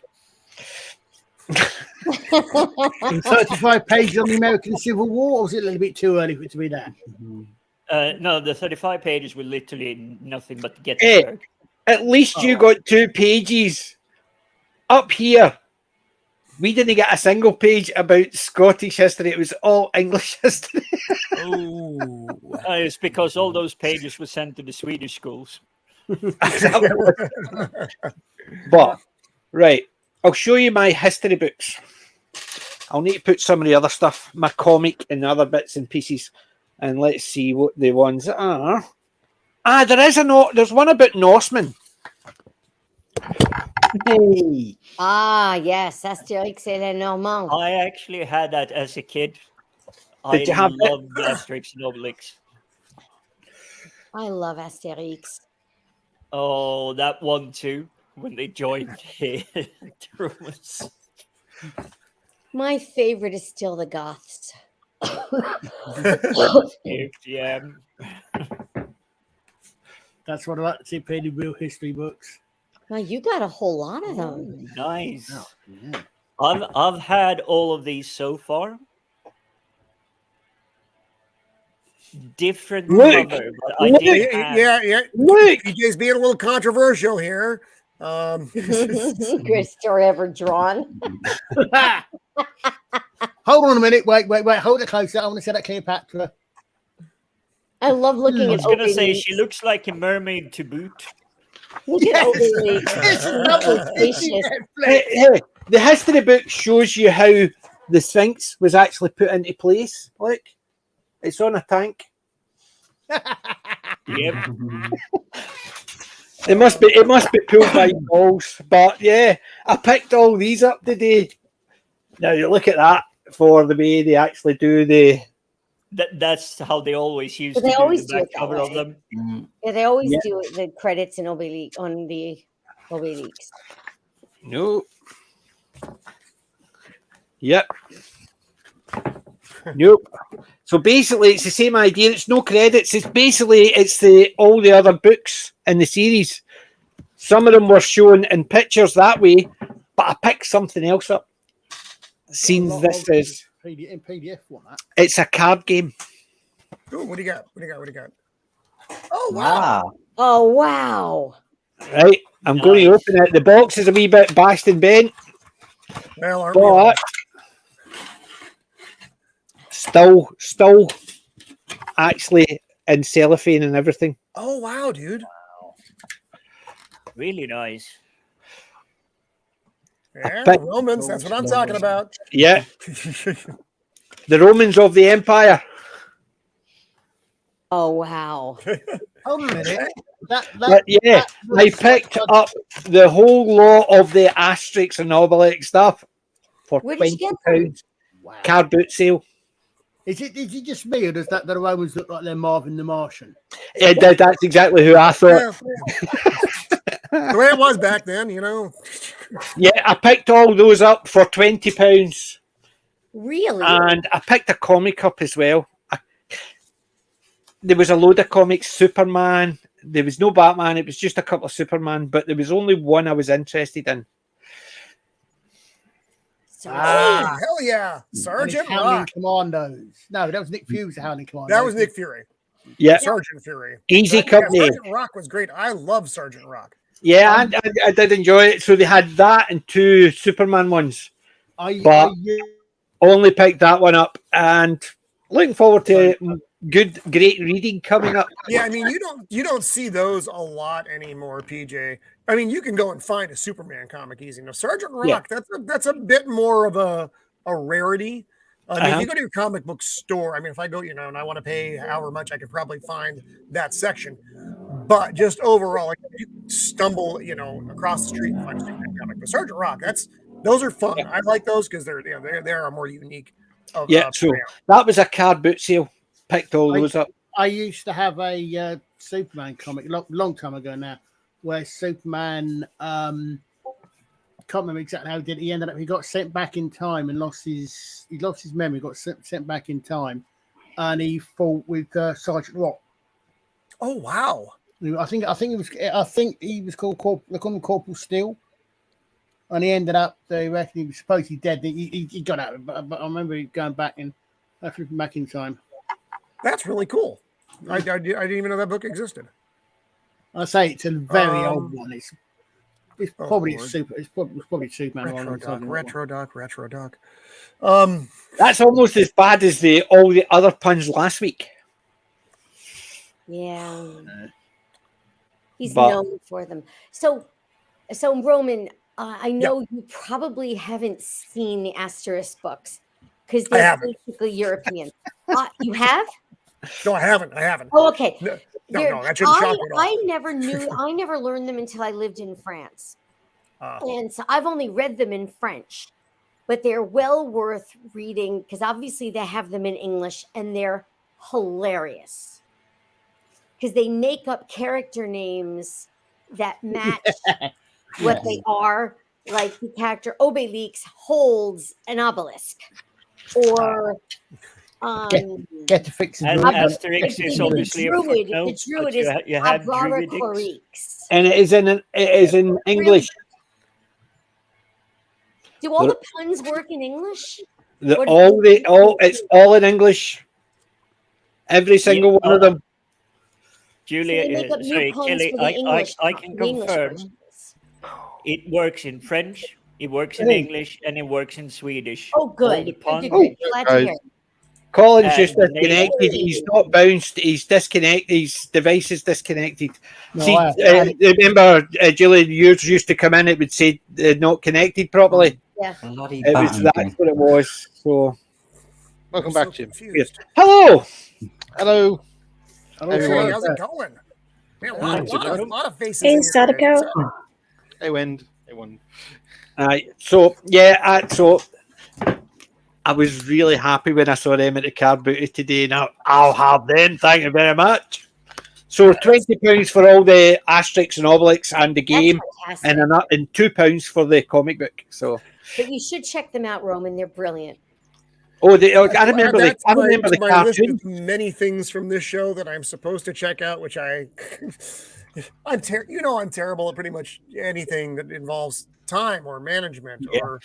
Come on! We've got some of the greatest characters. You've got Asterix, you've got Obelix, you've got Dogmatics. That's your new name for your pup. That's your new name for your pup, Dogmatics. You've also got the Druid.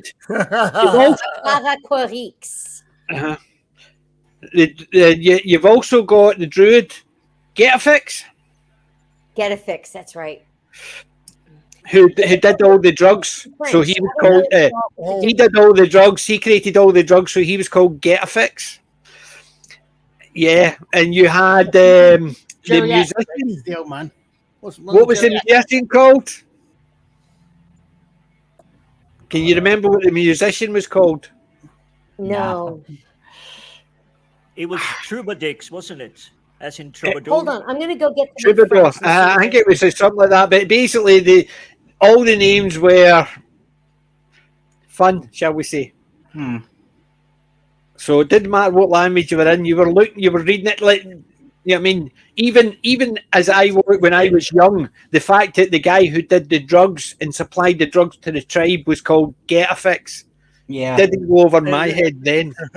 Yeah, he was a little bit of the oddball out there, but all the others, think of any Dungeons and Dragons game you played, any video game you played that is medieval or fantasy, Middle Earth settings. So if you're a leather worker, you may be called Tannerix, as in a tanner, and then X added at the end. Or if I've you're a got the blacksmith, Cleopatra one you could too. be Hammerix. Oh, that's Ah, Ooh, look at Kelly's there. She had the French version of Cleopatra. Yep. Let's see what they have here. What the character names are. hey, Stephen, how we're actually remember last week, Roman, we were doing the doubles. We're Okay, doing it again. The druid in Oh, the that's- French yes, that's right, yes. version is Panoramix. Panoramics. Yes, and then But- the Yeah, how Julie keeps going on about them. The chieftain of the tribe is Abrarakurix. The Right. bard was And the bard Cacophonix. is Assurance Turix. Copenix, that's what it was, because he couldn't sing. Right. Um, But the bard now- is Assurance Turix. this should. Right. Oh, Right, I've got the same book as you. What page is that on? It's on the front, yes. In the very front, they have a page. Yeah. With Quelques Gaulois. Yeah, so you've got Getafix in English. Oh, It's which Getafix. part of the page? That Um, actually looks Is it? like a chat log. That page you showed, it looks like a chat log it from does. Facebook. It does. It's the same. It's the same. It's just in English. So it's identical, just in English. Yeah. Good. I've got the But yeah, Wikipedia so you've page got on the show. Asterix, Obelix, Getafix, Cacophonix, and finally, Brilliant. I've It is got- Um, I've got the Panoramix is the druid. Abrarakurix is the and chief. do you know what did they call him? What did they call him? Abrarakurix. Vital statistics. Right, Oh, that's just brilliant. And it And just then I've got Astérix chez les Bretons. right. Wait a minute. I've got 1, 2, 3. 4, Unhygienic 5, is the 6, fishmonger. 7, 8. I've actually got. the There's somebody Wikipedia not up. actually on the chat. Who's not on the chat? Because there's 9. Who No, missing? there were Who's only 8 of missing? us. There were only 8 of us. 1, 2, 3, 4, Best Frenchman 5, in history is 6, 7, Inspector 8. Clouseau. Yeah, There's pretty 9 much. there's 9 down there. So it's me, Kelly, Colin. Oh, there's 2, Colin. That's what it is. That's what bounced up. That's what Yeah, it no, was. I was going to say that's because I said if you wanted to show it. Right, that's what it was. I saw 9 things, and it was actually one with that. Bibles So in English too. Just to see what- unhygienics was the butcher, was it, or the fishmonger? Unhygienics. I don't remember which book is he in. Bacteria is Unhygienics' wife. Which book is he in? The fishmonger. And his wife first appears as Asterix in Spain. Oh, I don't have that one. Okay, I need to- Unhygienics and his I wife only is have 4 of the books. Bacteria. Bacteria. I only 4 of them. My all-time favorite is this one. The Village Smith is fully automatics. I need to look. Hold on. Let's I've see. not got that book. That book looked actually. I'm going to actually try and find more of these. I've got my picture up there with my. It's my mirror. It's the Asterix and Obelix. That's sitting up there. So I'll tell you what this- and do you know what I was watching? Oh, what was it? It was one of these. It's not Uncharted X. It was one of these ones. It's the. They were talking about the solar system and stuff like that. And the guy behind him, he's got a Mjolnir. He's got different wee bits and pieces, but he has a wee Obelix figure sitting in the back. And I thought, I want that. Asterix figure. He was talking all this science stuff, and I was looking at his toys behind him, and I saw an Obelix, and I want that. The what's it page? It's actually got most of the names in loads of other languages as well. Oh, I'm sure. So Croatian, for example, he's the fishman, the smith is polyautomix, which means semi-automatics. Okay. It's got the so look. It looks like yes, they've done the puns as much as they can in the different languages. That's cool. That's very cool. I like how they do that so that it means something to everybody. Now, remember, boys and girls, we're confusing Roman. If I'm quiet for long periods of time, that means I have no idea what's going on. They are also Well, basically, that was just one of these cartoons that we grew up with that didn't come from the States. Right. That's one of the few things. Because see, in a Saturday morning, right, we got the things like banana splits and stuff like that. See, you know what I mean? Also in the The car, I have the DVD of it. The 12 Trials of Asterix. Yeah, they do have Asterix. I also have the DVD of it. and in the cartoon, it's Craig Charles as the voice of Asterix, doesn't he? Yes.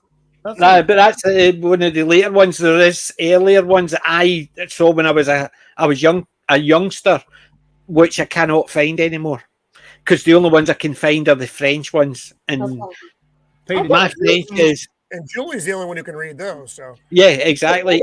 Even when they're actually speaking to you in French. I got some of these. I think I'm 99% sure I got Astérix et les Got in France. No, let me see what year it came out. It was 63. All right, this Come on, Retro Doc. This edition was published in 95, so I bought it in Montreal.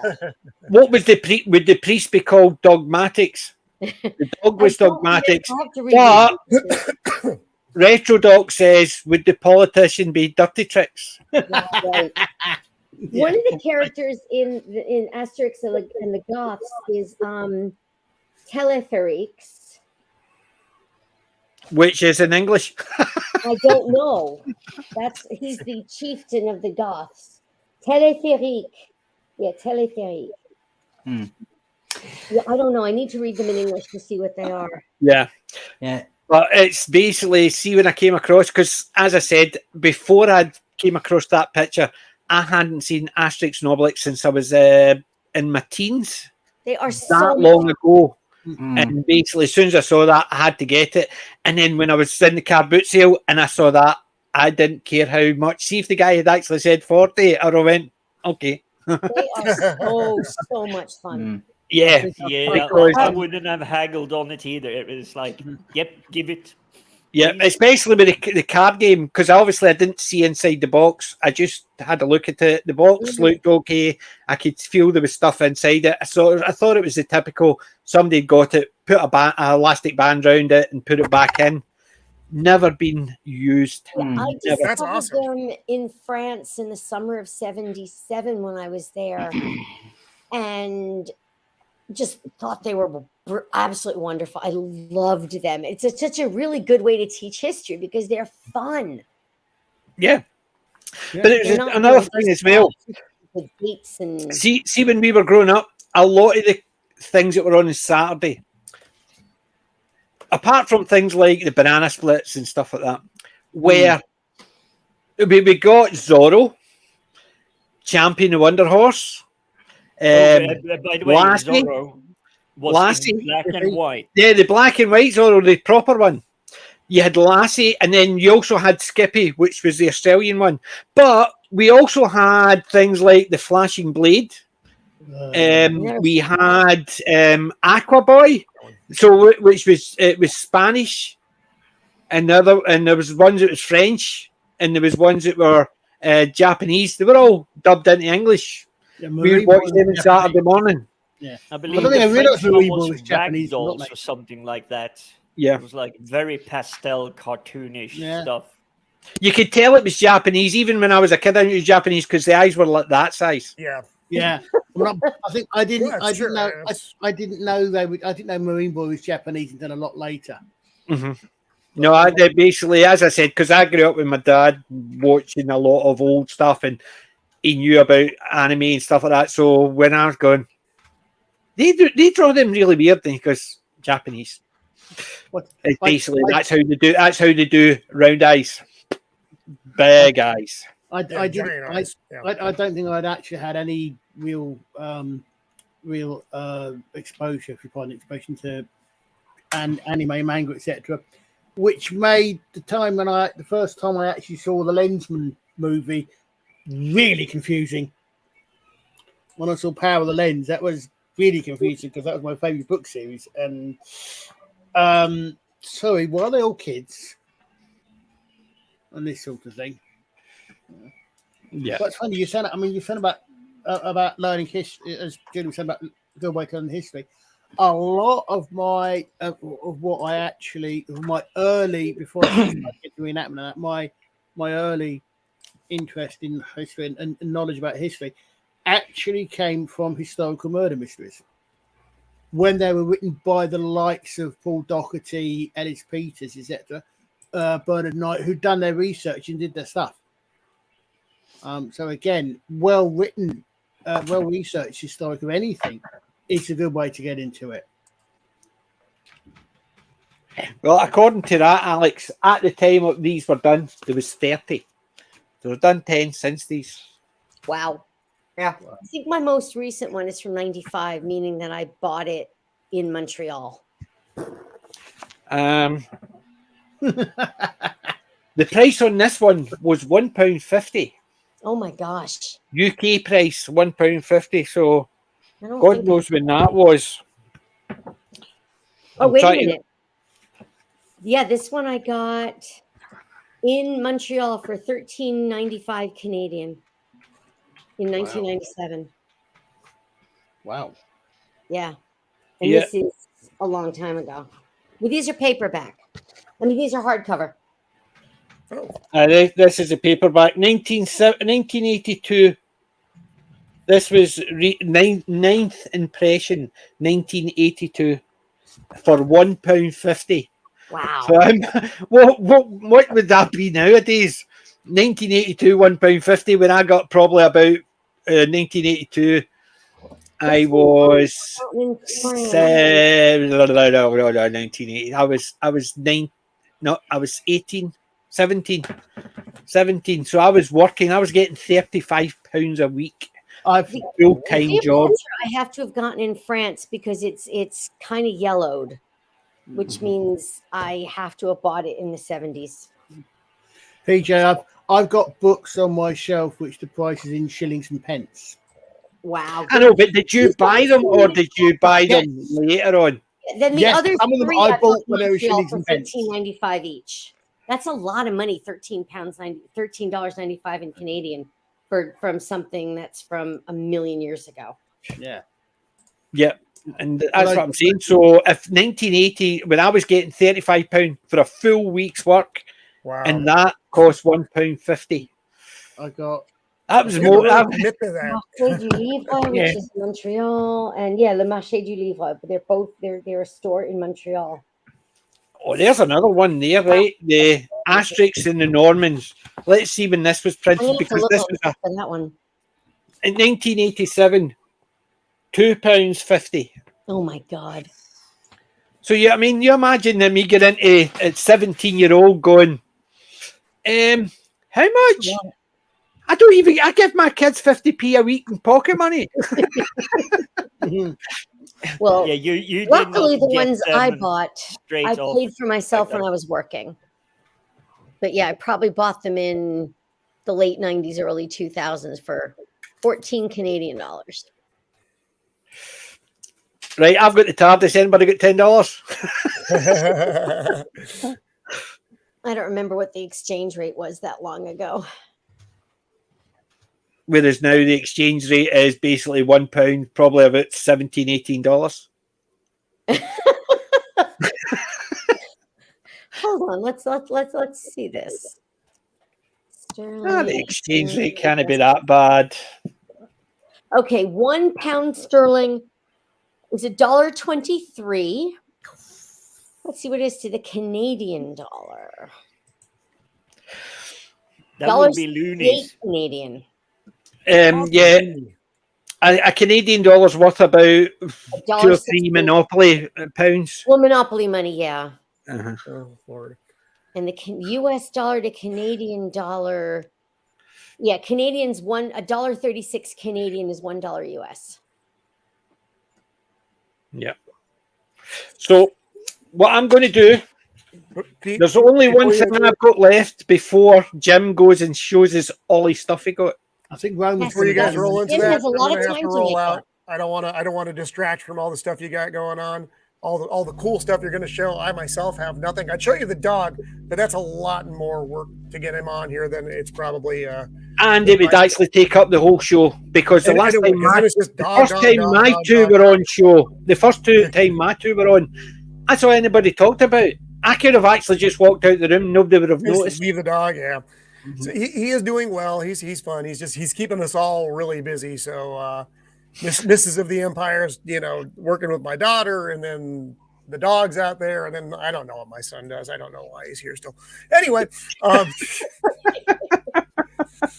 Well, Roman, thank you very much for joining us again. thanks for letting me hop on. I'm care, sorry I Roman. couldn't make it earlier, but yeah, it's just busy here around the Empire. Did you guys get to talk about Ray Stevenson's passing? Yeah, we did mention it. Man, Basically, what a loss. Titus it Palmer, was. man. That's what I was saying. RRR. People need to watch it. He was such a great villain in that. Yeah, I still haven't seen RRR, and I didn't know he was in it until he passed, and I saw, oh, he's in that as well. And of course, the last thing that anybody's going to see him in is going to be the Ahsoka show on Disney Plus. Unfortunately, That's right. He played the Jedi. The he's Sith a bad Lord. guy. I did read a quick interview with him though, and it was funny because it said, as Titus Pulls was, as soon as they gave me the lightsaber, I made the noise because he couldn't help it because he's just a big kid. That was a big Everybody loss. that gets a lightsaber, Roman. Well, we can always ask the person. up. We could ask the person who did a lightsaber fight on the beach. That's true. I saw that. He was probably making the noise too because you have to. It's a law. It's a federal law, actually. But anyway, I'm going to beam out and go take care of all the other thousands of things that I need to get done. But thanks for letting me have on, guys. That was cool stuff to see. I was confused as always. I really loved that. Jim, it was great to see you, buddy. Sudoku24, I haven't seen you in like a minute either, so good to see you guys. And good to see you again. I was lurking on your show. I think it was last night or the night before that. Oh, the thing? Were you creeping around in the thing? Yeah, I loved it. You guys had good commentary on that one. Yeah, it was going to comment in, but he didn't know what one was the real one. So. Oh, that's true. He was going to go to the Norwegian base. All right. Hey, Sweden! They're Norwegian, Mac. Anyway, all right. Stay safe. Guys. Have a good one, You Roman. take care. I'll see Take you care, around. Roman. Take care, Roman. See you next time. Take care, man. Take care. Bud. Right. So, pick of the week. Scenes I've done most of mine. The only thing I've got left is a DVD box set, and it's the Woody Allen collection. What's in it? Which ones? Which ones? It's not all his best. It's not all his best one. There's one or two good ones. Sleeper. That's a good one. Yeah. That is one of my favourites. I like Sleeper. He was funny in that one. Oh, Sleeper was brilliant. Yeah, it was so well done. I love when he says that when he says, "Oh, I never touch cigarettes," and they say, "Oh, don't you know we've learned smoking is the best thing you can do for your body." Yeah, I remember that one. The other bit was Love and Death. I remember seeing it once. Oh, that is a good one. Yes, That's the one he keeps trying to find his love, but keeps dying throughout time, if I remember right. But it was a long time ago since that one. Haven't seen that one. I've not seen it. Manhattan. Don't know anything about it. I love Manhattan. Such a good movie. Annie Hall. Another good one. Mm-hmm. Gotta- The next two I are two of my favourites. Bananas Oh yes. and, to me, his best one. Everything you wanted to know about sex, but were too afraid to ask. Another good one. It's so funny that the one.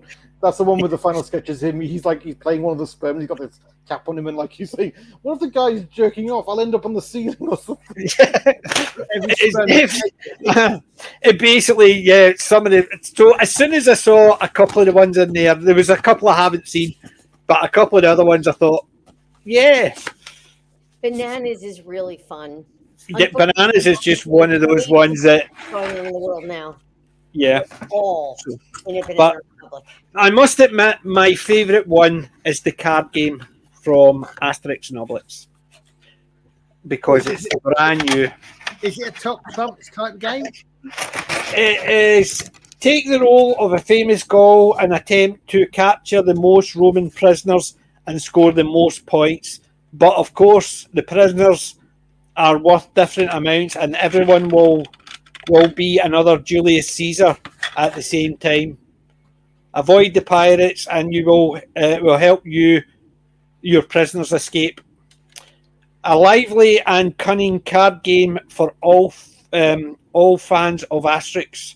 Simple rules mean the whole family can play.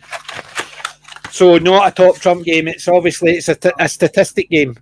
So you've got to collect, and let's say it's not Snap. I hope. But yeah, that is my favourite buy. That one. I love the DVDs. I love the comic, and I love the Asterix books.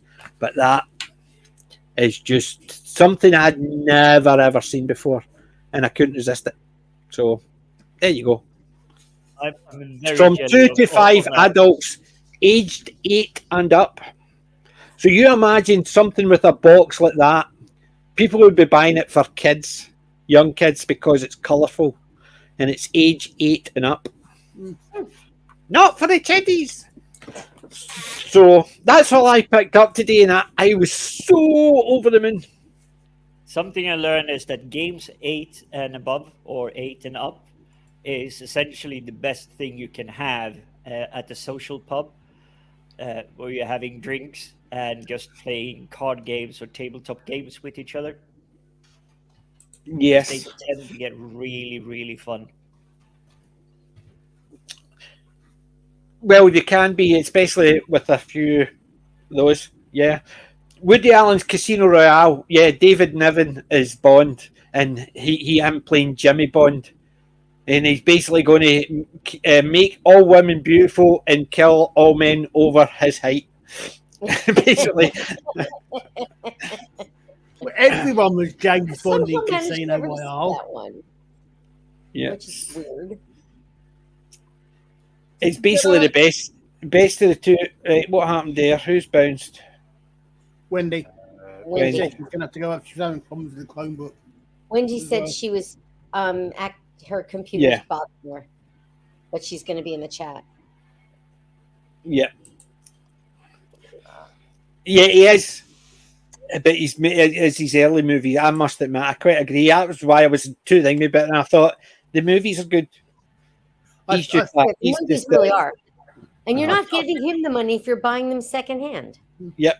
I think it was a Woody Allen movie, which I think has one of the best comparisons for then and now, where there's a guy. I can picture the guy, but I don't know the actor's name.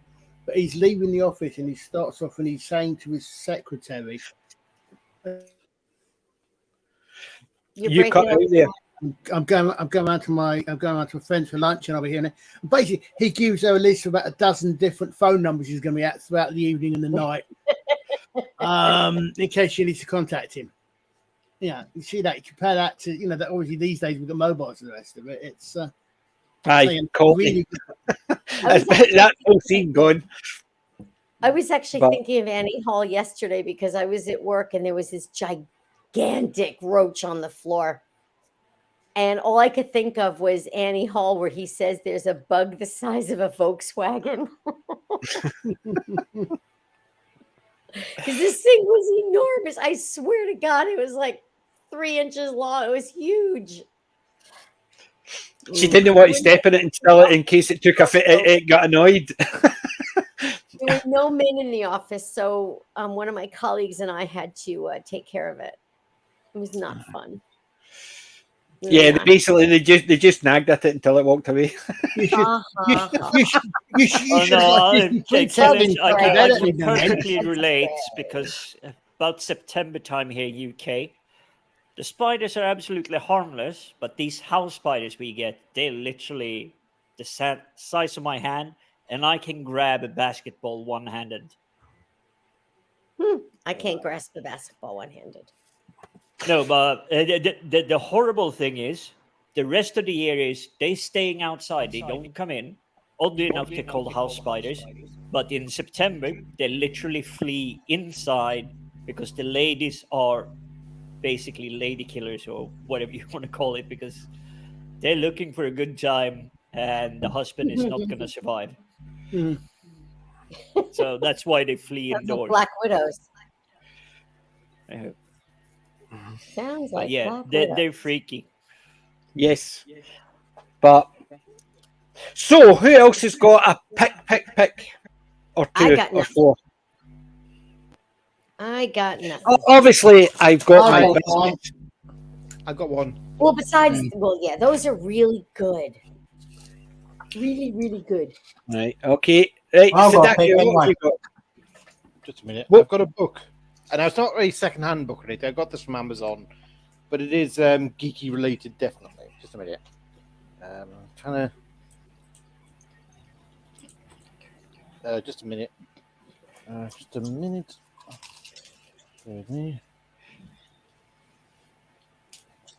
About time. Ah, It's one of the The unauthorized guide to Doctor Who, expanded second edition, 1975 to 1977, Very cool. seasons 12 to 14. Super. yeah, that pretty much covers the Tom Baker era. It's a nice sketch. All right. Even though it that's a was bit. Amazon, but even so, wherever you can get your collection from. I do the same. Yeah, I mean, I basically Amazon. I get some of my stuff. I like my charity shops and stuff like that. But if there's something I want, I'm quite happy to go to Amazon. I try eBay first, but it's only because I want to buy it second hand. I don't want to give. Stop trying to steal my hats. Can I just say, I have my Amazon? copy of, Amazon was a pain in the. Sorry. No, I was going to say Amazon was a pain in the ass when trying to get this book. Like, it was announced for release. Where'd you get it? Well, in the end, I had to go to Forbidden Planet to get it. Like, Forbidden Planet, my local Forbidden Planet had a hot copy. Oh, okay. Okay. But like, Amazon gave me a release date, then it postponed the release date, then the release date became indefinite. And I just gave up and I nipped into town, and there it was on the Forbidden Planet, and I picked it up. And now Amazon has dispatched my order, so I'm going to have to refund it. I'm going to have to return it to sender the moment it arrives. So otherwise, I'll have two copies of this. I got my copies of Towns of Wang Chiang and Planet of the Spiders from eBay, Oh, which was nice. There's I do it every so often. I'll go through, see if somebody's selling their collection off, then go that one. I can get them for about £2-3 each. I got all of New Who through the end of Capaldi. So So all of that's you it. who. Exactly. All of good New Who. I paid like maybe $85 for the whole thing. I was pretty pleased with that. That comes out to being, $8 or $9 a disc. They're all DVDs. They're not CD. They're not Blu-rays. And then I got. What I don't understand is how I could get all of David Tennant for maybe on Blu-ray for like $25, but you have to pay $50-something for each season of Classic Who. Money because Classic Who is better. Well, Just Just a minute. Come on, Peter David Harrington. Tennant is good. David Tennant's era is good. Peter Harrington, Bold Street from Planet. It's now I might have got the last copy from there, but yeah. Yes, Archie Connor, we do have a look I'm up Forbidden stopping Planet things. in Liverpool. Yeah. Forbidden Planet is only it's still open as a shop. Like it's. If you're asking, is it still open to this day? Yeah, it's still going. It's amazing. I used to go up to London to Epics. I used to go up. I'd go off the train to go up there was can't remember the name of the shop, but there was another shop on the way up to Forbidden Planet which also did a lot of books. And I remember, this will tell you how long ago it was. I used to reckon that I preferred American books because I preferred their covers, but the embossed covers and the like. But I used to reckon, I think I'd pay £1 plus 99p plus a penny per page for a book. That's how long ago it was. I used to go up there. I had to buy £3.99 for a 300-page book. Yeah, sometimes like my local Forbidden Planet wouldn't have the best stock, so I'd have to go to Manchester Forbidden Planet or Leeds Forbidden Planet just to get the better selection of big finished audios, that kind of thing. When I went to see some friends a very long time ago now in the States, they lived in New Jersey. We went to Atlanta. There's a Actually, went to Forbidden Atlantic Planet City. in Manhattan. Yeah, and when I was going back, and I was going to go and see. I honestly, I think it must have been. I was going to see the Statue of Liberty. It must have been. I was going to, because I don't think I would have been interested in the Twin Towers. Yeah, you would have taken a boat there. Yeah. No. But things I never got there because I got sidetracked by finding Forbidden Planet in New York. I never got any further. I must say, did any of you get to see the play Return to the Forbidden Planet? No. Yeah, not the play, no. I saw it. So much fun. Really, really, really fun. Absolutely loved it. I must say, Forbidden Planet now, like the Doctor Who section there is just minimal. It's like basically a shelf of stuff. The Forbidden Planet I used to go to in Glasgow was quite small, and they had a section probably no bigger than from that to that one. That was their Doctor Who section. They've now got a shop which is accordingly 4 times bigger. The Doctor Who section is roughly the same size. Yeah, the thing is, I was told about this. I was told, like, that Jodie sets are basically fit for landfill now, and I thought a lot of these kind of YouTubers saying this were exaggerating. I thought it can't possibly be doing that badly in the sales, because I remember coming into Forbidden Planet, and they used to have huge sections, and then I finally went myself, and I realized that it's really been downsized. Well, it's the same as remember the last time I told you I got some of the odds and ends. I get them in a shop called XS, because they buy excess stock from shops and whatever. So I've gone in and got some Star Wars stuff, some Star Trek. I got the He-Man stuff from it the last time. Hence the reason why there's not a full range. It's only certain ones. In there, they've always got a lot of Doctor Who stuff. And I managed to pick up the first companion set. So it was basically from Eagle Moss, not these plastic, not these ones here. It was more that size, and it had the Doctor, Ian, Barbara, and Susan, and that was it. So it was in a box which had the new title on it. So I took basically that's taken out of the box. So but that was in there. But any of those size figures, there was loads of the current Doctors or the old Doctor, the female Doctor, and there was box sets of it, and there was basically because there was just excess. So, well, they reckon that the sales of Doctor Who magazine literally went up and down depending upon what was on the cover. That doesn't surprise me. And which is going to be interesting to see what the price of the current one is. See, it does surprise me a bit, because I would have thought like the young kids would still be interested in action figures to do with the show. I thought like that wouldn't change, but so I thought I think you're right to an extent, but I don't think they were the main purchaser of them. I think they were fans were the main purchasers of them. I think the other thing is that most I suspect that a lot of the fans if you can use that word, the supporters of the last era weren't the sort of people that actually did things like, oh, went and bought things. I suspect.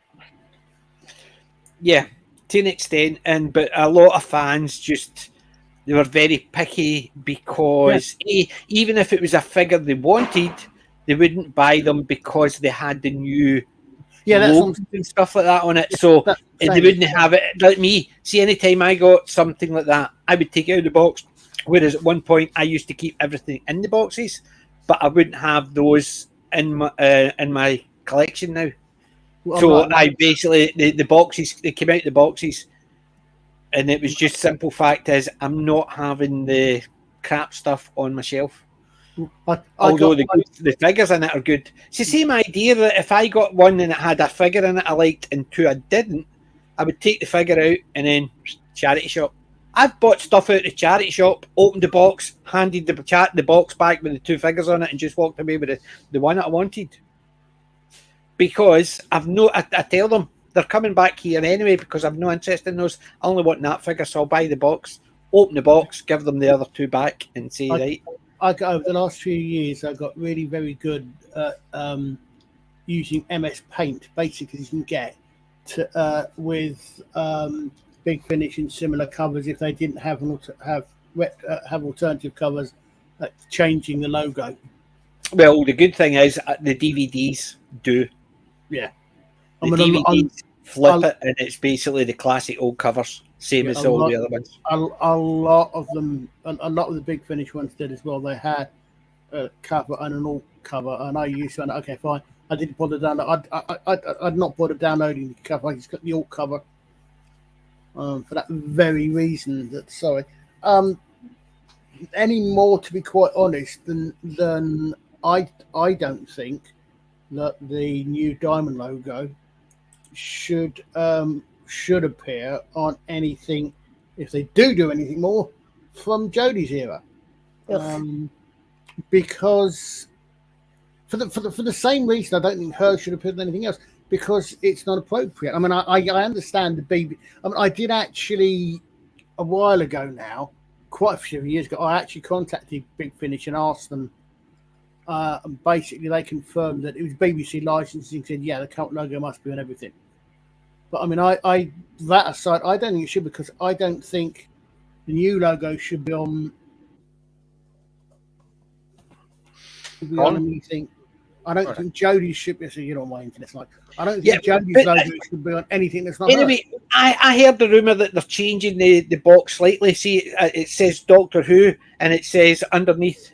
TM for trademark, they're changing that to TF, so it's going to say Doctor Who to WTF, yeah. What's what they say? They want a Doctor Who cares. But it's, I don't know. It's just, I'm glad I stick to my classic stuff. Yeah, right. I didn't discover Doctor Who until New Who. I mean, I'm convinced I saw City of Death, or at least parts of it, back in the 70s. But as I've mentioned before, we had one television in our house, and if Mom and Dad didn't want to watch it, it didn't get watched.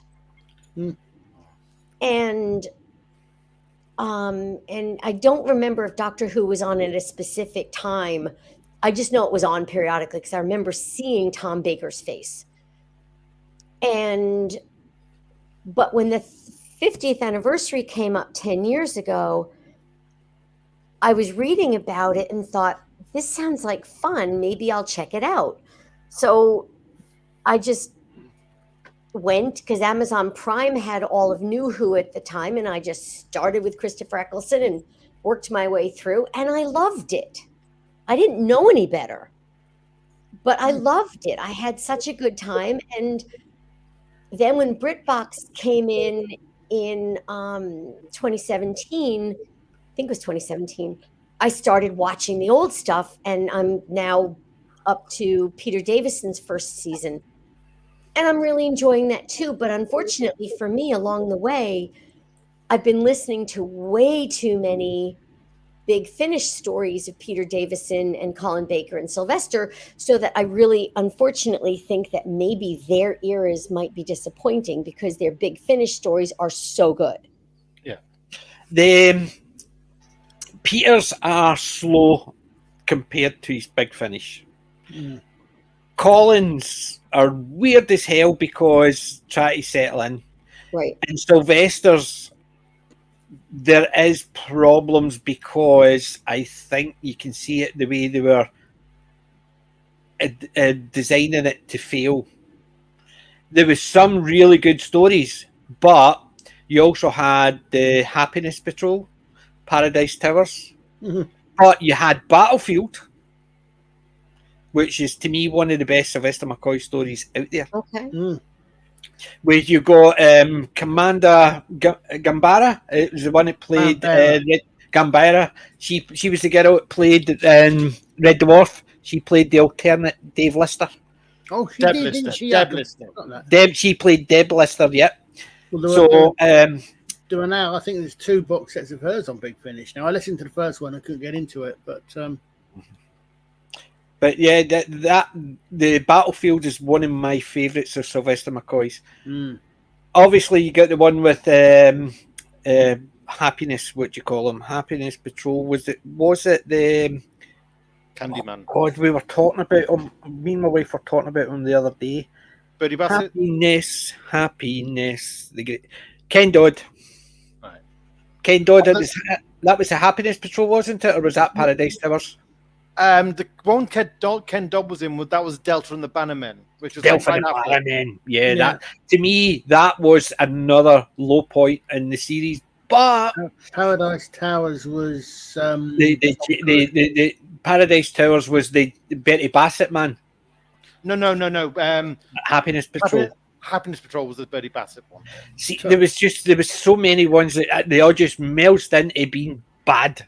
Paradise Towers had Tom Good as, because I've forgotten the actor's name. Well, Richard Bryars. Richard Bryars. He had Richard Bryars, yes, with his wee tash and his very steep hat. Yeah, he's very mid-20th century German. Yeah, but I mean, there was so many bad ones, but there was good ones. As I said, Battlefield is to me one of my favourites of Sylvester's. The Trial of a Time Lord with Colin, parts of it are good. That takes up the whole season, right? Kind of, yeah. It does.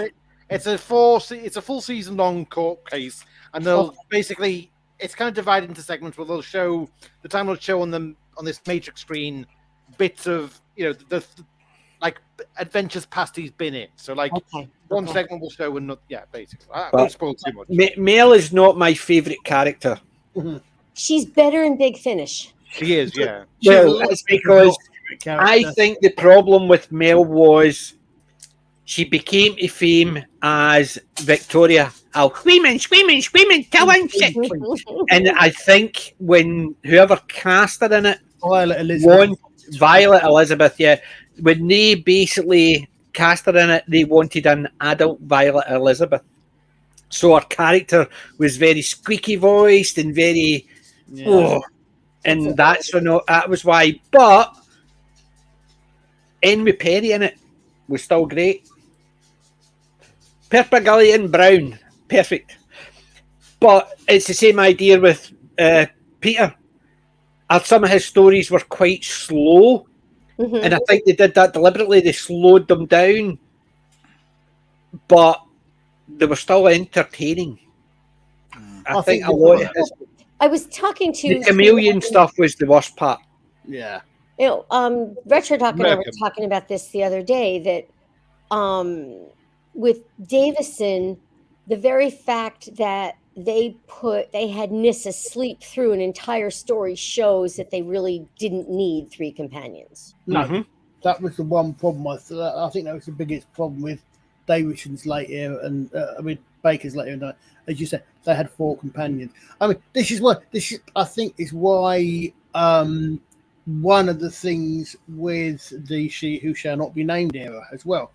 3 companions. Now, I mean, the big difference, I'm sure you noticed, Jody, the main difference between New Who and Classic Who. New Who is generally one 45-minute story. Yep. Or maybe two parts, right? Classic Who is 4 25-minute stories plus. So 4 or 6 or 8, depending, but generally it's usually 4. At least 4. 5. So you've got more story to give to, because you've got to feature the Doctor, the companion. You've got 3 main characters, main sorts of characters. You've got the Doctor, obviously. You've got the companion or companions, and you've got the main villain. And so all of those need to be featured. So if that is 7 people, 6 or 7 people, that's a lot more people to cover in 45 minutes than 3 or 4 is in 80 minutes. No. Well, She Who Shall Not Be Named, I mean, I think they tried to do this. That whole Flux thing was a season-long arc. I wouldn't have. I mean, you've misspelled Flux. It's still 4 characters, but you've misspelled the second part of it. No, I was thinking of Flux as in bloody flux, but you know. Yeah. Well, I just couldn't give a flux. Yeah, that too. Yeah. That too. But you know, that was their attempt, I think, to go back to the old days when they had a season-long arc, but they couldn't do that either because the writing was crap. But remember, they did that. Characters are crap. Remember, they turned around and who was it? It said that canon should be ignored. Yeah, they said that. Right? They said canon should be ignored, and says join us next week for the second part. See, well, you said canon should be ignored, so why are you taking something from one week to another? Because as soon as it's finished, it should be ignored. And that's the problem. They wanted you to actually continue a story which the flux was over a set range, but they tell you canons to be ignored. Oh, exactly. The entire Jodie era should be put into canon. Well, yeah, pretty much. I mean, it certainly gives you acid flux. Yeah.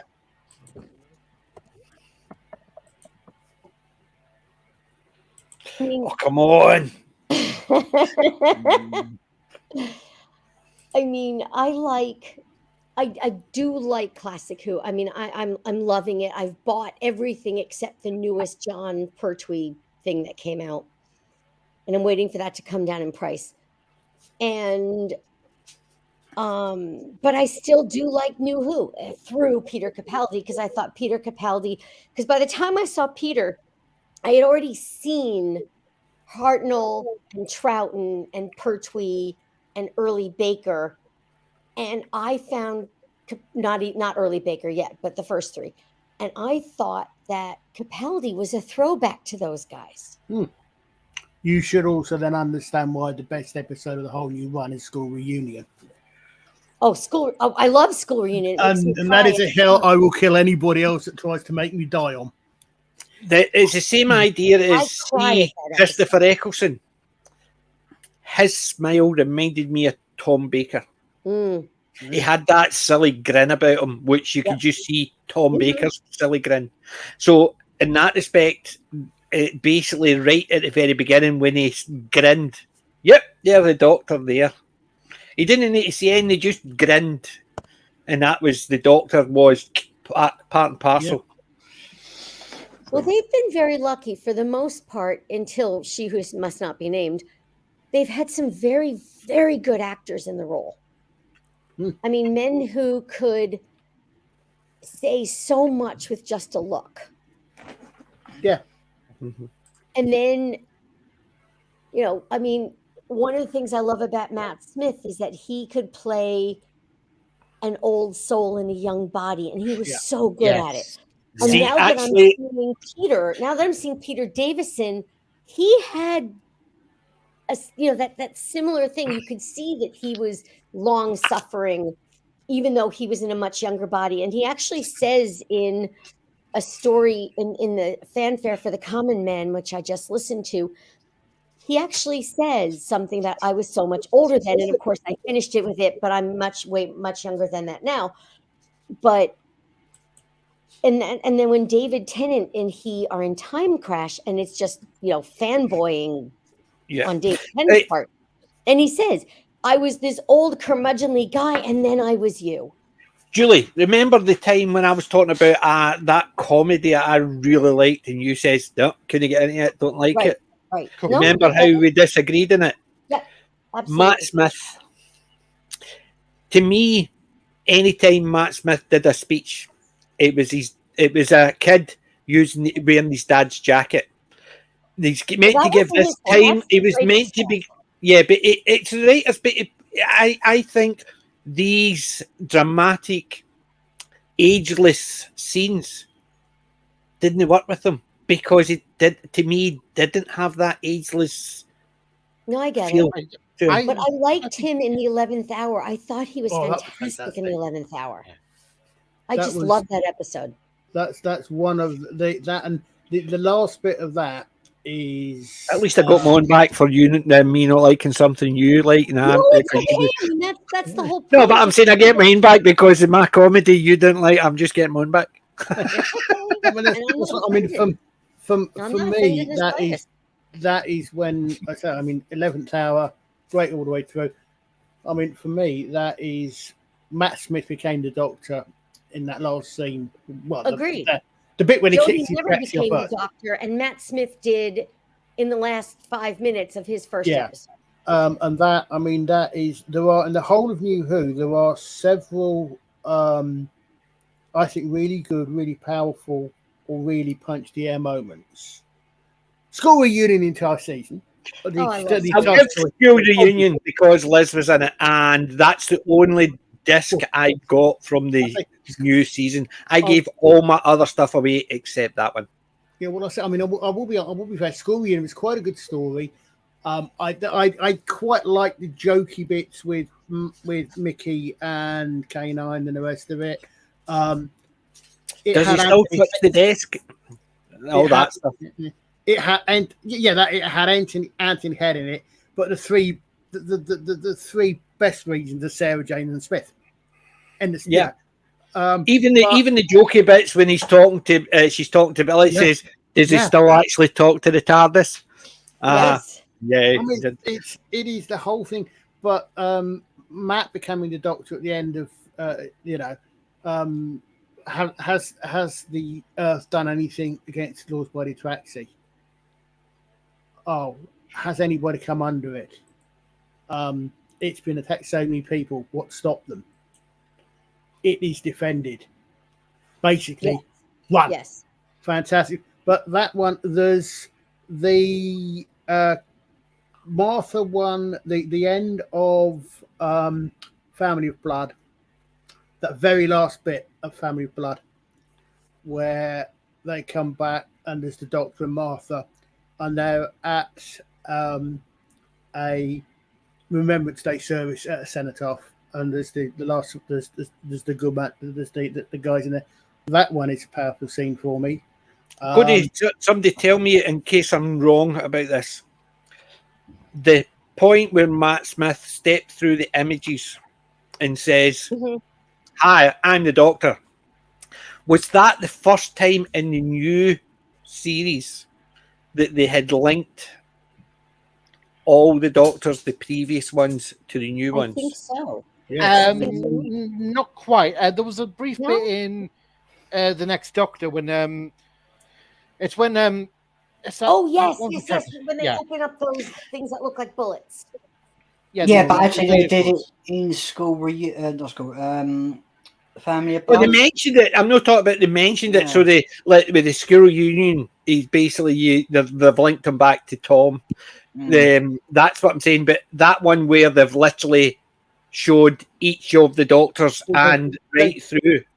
They did that. Then I think that's the first time. I'm not sure. I don't remember the whole thing in the Next Doctor. I love the Next Doctor. Well, I love the only other time they did that, oddly enough, was Sarah Jane, and there's an episode of the Sarah Jane Adventures where Matt Smith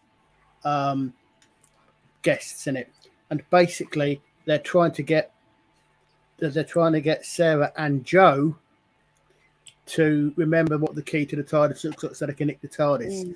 And they're Yeah. putting these memories out. And the of the- Husbands of and the River doc- song. And the doctor says, no, remember it. All of it. And they do In the the same Husbands again, of but River instead of just the song, doctor. she has all the photos of the doctor through Matt Smith. Husbands, yeah, husband, yeah. And I admit Yeah. it's a stupid episode, but I love that one so much. Well, I just love it. I must submit the one of the other. I mean, the other obviously punch the air moment for me is the 30 seconds in Utopia when you go Right, holy guys. holy F. It's I'll need to do a quick interrupt because Okay. Jim needs to bounce soon. okay, And mate. Jim, Jim's got a couple of Okay. picks of the week. Yes, Oh, Jim. good. Go, Jim.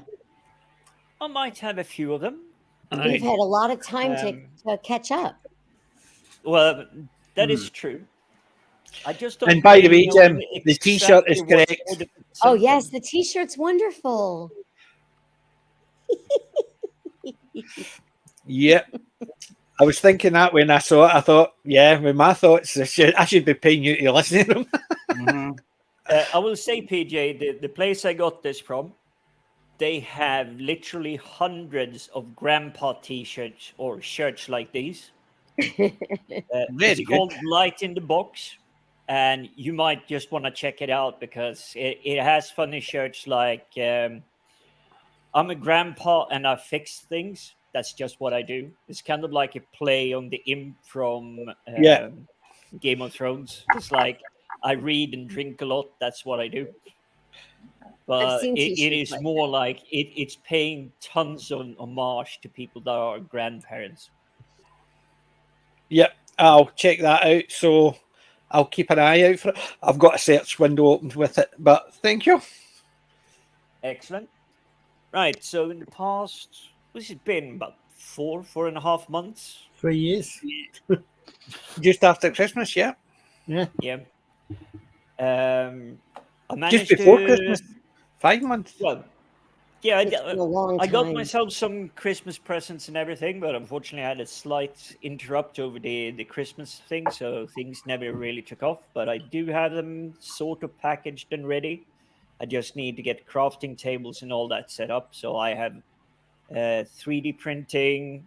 Wow. I have something called a Cricut, which is essentially a printer, but you put cutting blades or engraving blades into it, and it can cut stuff from leather to textiles to prints you want around your coffee mug.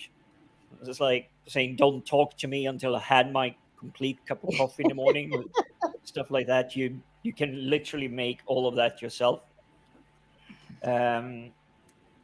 So in that vein, being around the crafty area, I managed to pick up a really nice haul, and all of this that I will be showing is from charity shops. You won't believe it, but it's all from charity shops. So I'll begin with an easy one. Oh, Oh, nice. super. Cool. Nice planetarium. How many planets? How many planets? Do they include Pluto? 9. 9. Yeah, Oh, excellent. Yes, Pluto. Pluto is included. Yay, Pluto. Pluto, My- yay. My Pluto is thinking around hashtag this one- Pluto is a planet.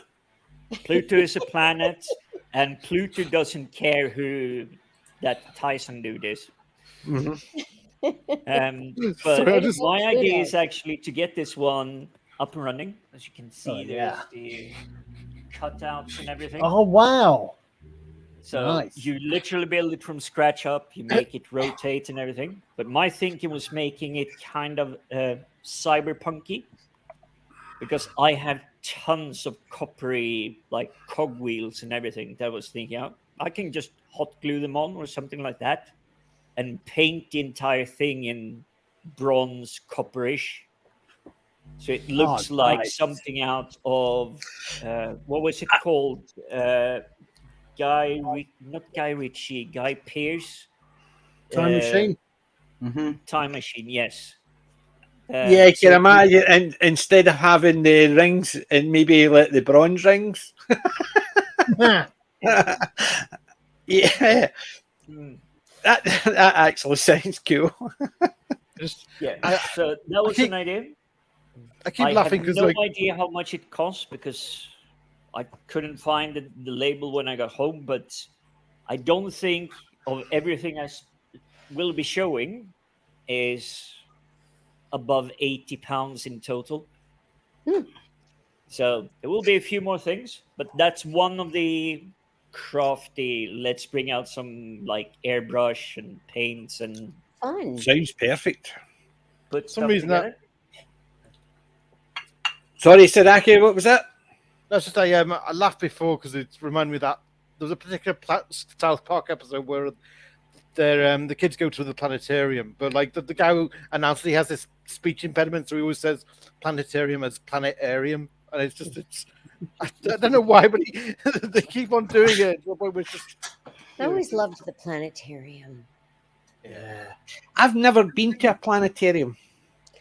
Oh, it was, I've I been on loved one it. of I those- used to go to the one in New York all the time. Absolutely No. loved it. So, From a kid. Since my spaceship dropped me off, I've never seen outside this earth. That reminds me, I'm into third season of Resident Alien. I'm thinking, actually, my brain's been trying to remember the word. That's an orrery. It's not planetarium. That's an orrery. A what? It's too smart for us. Is that insane? A planetarium, that is Oh, saying that's an orrery because orrery. it's Yeah. Oh. Sorry. It was one over Come my on, head. come on, Julie. You're normally the actually more intelligent ones in this panel. It went over Yeah. my head. I'm not a scientific person. So anyway, keep going. Keep going. I'm just a linguistic pedant. Well, Whereas So I'm just a pheasant plucker. So I'm. so Keep going. continuing the vein of like hobby crafting, building stuff at home. Managed to find this one. Oh, yeah, beauty. A solar robot. nice. Whoa. It's Oh, you're got right, it does look Bluetooth like it. control and everything. It's So more when than you just build alive. it, you assemble it the way it looks, and I actually like just the figurine that Wally! they showed in front because it looks like Wally in a certain sense. Yeah, that's exactly what I thought when I saw. Yeah, so that it was like I had to have that because it was remote controlled to begin with. I was already hooked, and I was trying to not be too eager showing off my I'm buying that, I don't care. But yeah, I picked that one up. I haven't opened it fully, but yeah, the box is in perfect condition. The reason I'm not showing the backside is because it has the delivery label to the guy that bought it from Amazon. So, I'm He gonna never do- took that off. Yeah, well, I'm trying to keep the box as intact as possible, so I don't want to peel the label off without having a little bit of extra Yeah. liquid and Mhm. whatnot. Hmm. But even so, it's mint condition. It's still got the tape on, so it was never opened. Wow. Likely a Christmas Christmas present. And well, I'm gonna. Superb. I'm done. I'll give you something to I'll actually have a build remote up control and robot. yeah. Wally, get me my tea. So does it actually run on solar power? Apparently, it does. Wow. Because you can see, I've got a wee solar thing. It's only about that size, and it's a water spout. It just basically shoots the water up, so you can actually create. And the wee solar panel for it is literally that size to run the wee engine to pump the water. So you can get small solar panels, and that would be what it is, that size. Next one, I will be deliberately holding my hand in a certain position. Wow. Can you guys tell me what this is?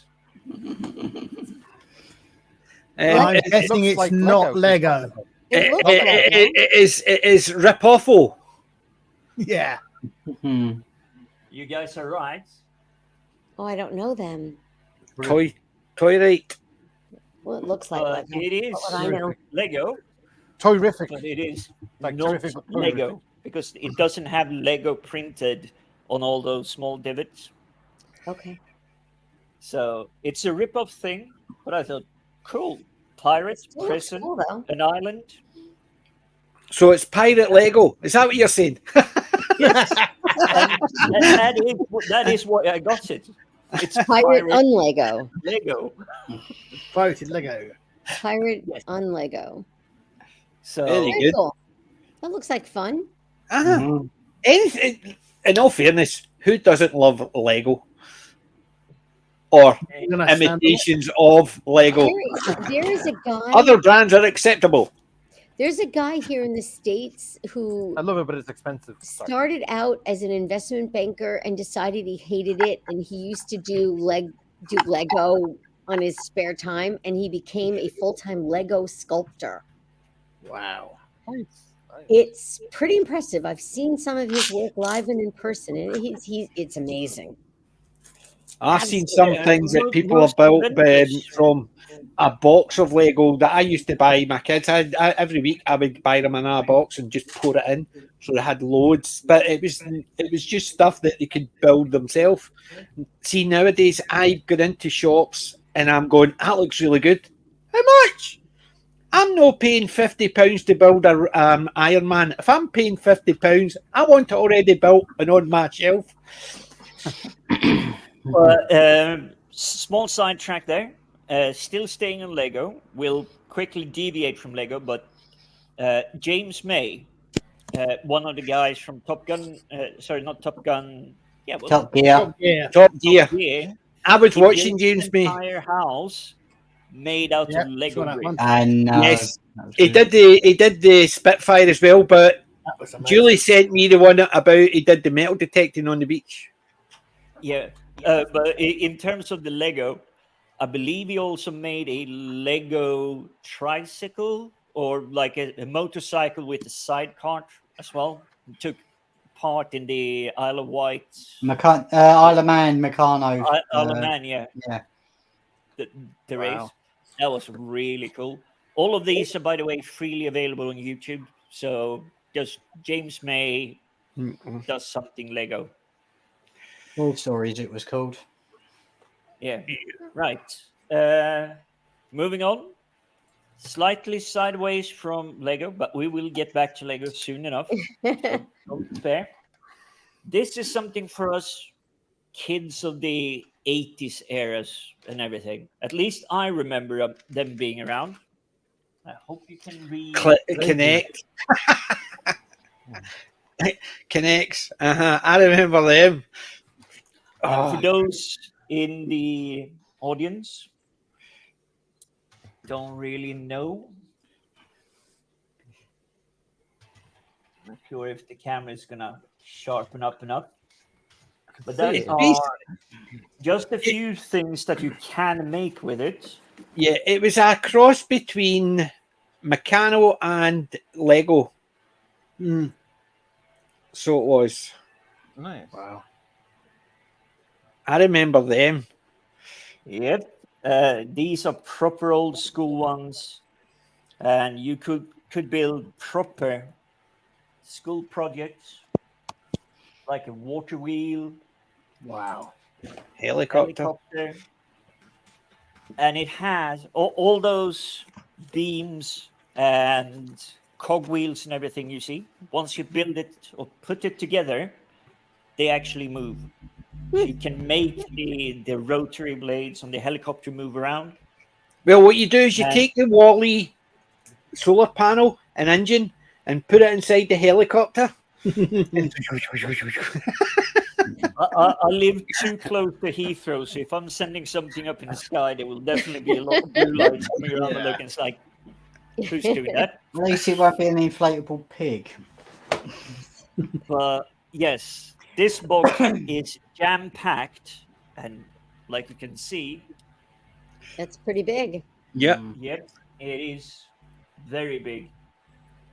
I don't, sorry, internet, I don't have a banana for scale, but this was a pickup. We're still, That's what they all say.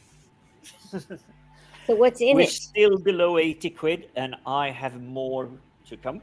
What's in That the was what box? that's what he showed you. The Connect. Oh, okay. I'm sorry. I misunderstood. My bad.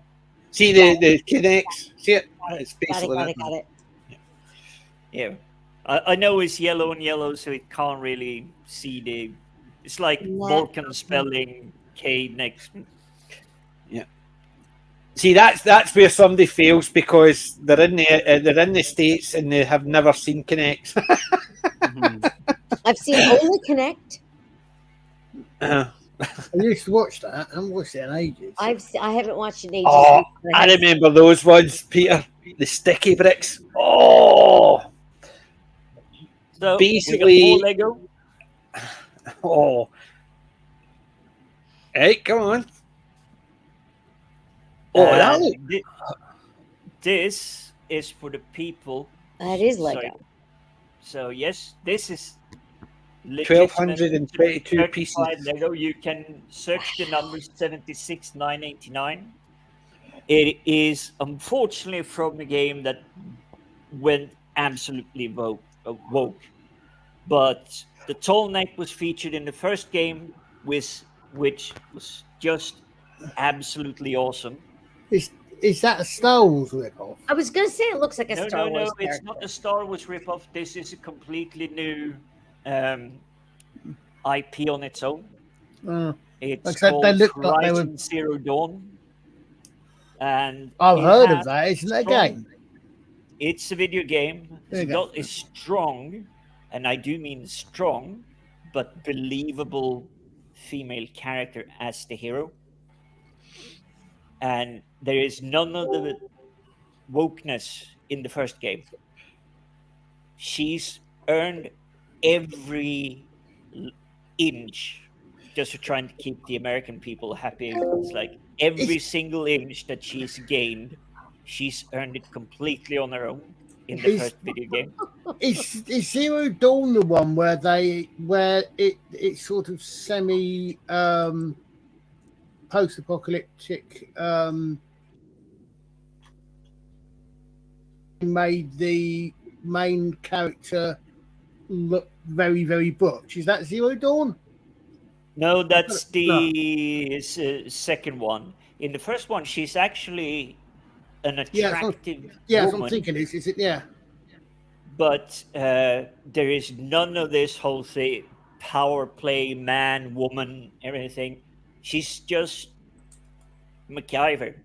She can get shit done. Yeah, as soon as you said that, I had that this picture where it was sort of tribal type thing. If it's the one I'm thinking of. But then again, it could be any game these days, couldn't it? It's come. No, I would recommend if you have the spare moments, go on YouTube. If you don't have the capability to play the game, just go on YouTube and watch the cutscenes, because the storyline, the plot, the twists, everything that is going on, absolutely amazing. And following the story journey, it's one of the first video games in 15 years that I've probably been really, really interested in, just because it had a good story to follow. And even though you got hints, they managed to keep the ending of the story to the end of the story. It wasn't something that, I've seen this 50 million times before, I can guess exactly where it's going. It actually tricked you a few times and go and say, okay, yeah, I know what's going to happen. And then you suddenly discover a new area, and it's like, I didn't see that coming anyway. And they managed to keep that well. But I saw the intro to the follow-up game that was released 6 years later. And within a half an hour of the intro of the game, I was just going, I'm not buying this. I'm not buying the game. I'm not buying a PlayStation 5 to play the game. Because it wasn't interesting, sadly. But it wasn't the exact reason for me showing that Lego set. It is because I got one of these. a lighting Oh, kit, nice. which is an RGB kit that you attach to your finished Lego build, so you can light it up with RGB lightings. Familiar with those? They're bloody good. Yeah. That'll So be I'm good. looking That'll be forward. really good. I'm looking Are you going to forward. stand it above your computer system? It's going to replace the pirate ship, Oh, but there will be a little bit of redecoration on the background when and how I can get the shelves and all that sorted. So pirate ship will still exist, but it might be retiring to the side here somewhere. Because obviously, an RGB lit up Lego super piece that's definitely needing somewhere more in the center. Right, we were done with that. Then we need the next, and it's part and parcel why we'll be removing this massive cardboard cutout frame of a pirate ship. So I'll be using one something I've already picked up before. a Mjolnir. Is that the one? Remember, I had the I've got the helicopter like that. Remember, I showed that. Yep. And the ones that cut your fingers every time you're doing something, and I can't do it because of my hand. Exactly.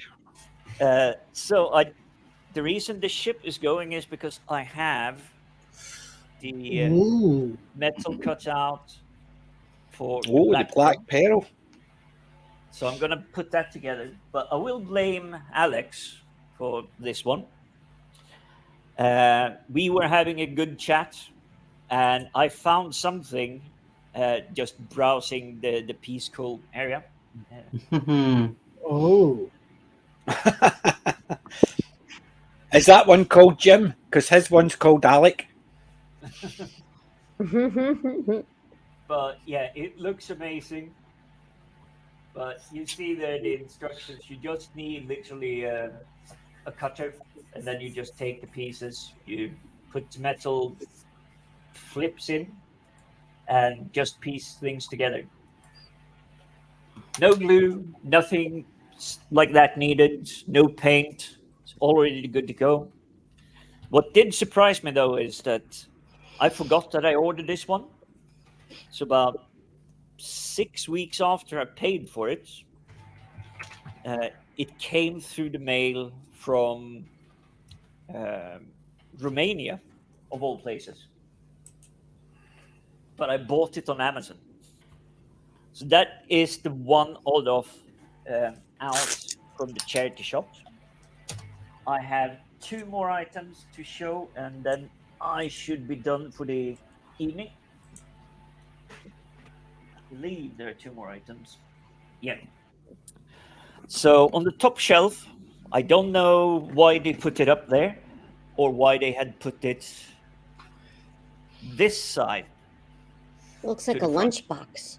That's what I was thinking. Yeah. But Looked like a lunchbox, and I thought, well, it looks a bit cartoonish. But then again, Danger Mouse, see, that reminds me of something like Batfink or Danger Mouse or something like that. well, it's The odd thing is, it reminds me of, I don't know why, but something about that says Carousel. Paradise to me. Yeah. But when I turned it around, Oh. Somebody put a load of Star Wars in it. Wow. and not only just any kind A of clear Star Wars, lunchbox. these things are TIE fighters. really heavy. Look at the T fighters. As in, okay, they don't weigh too much, but there is weight to them. Mm. Aye, so it's not a cheap plastic. No, it's not cheap plastic, but I got plenty of Yeah. That is very flavor cool. one. As Peter said, it was sort of a Transformer lunchbox. The Millennium Falcon, or is that piece of rockets under the middle of the Atlantic Ocean.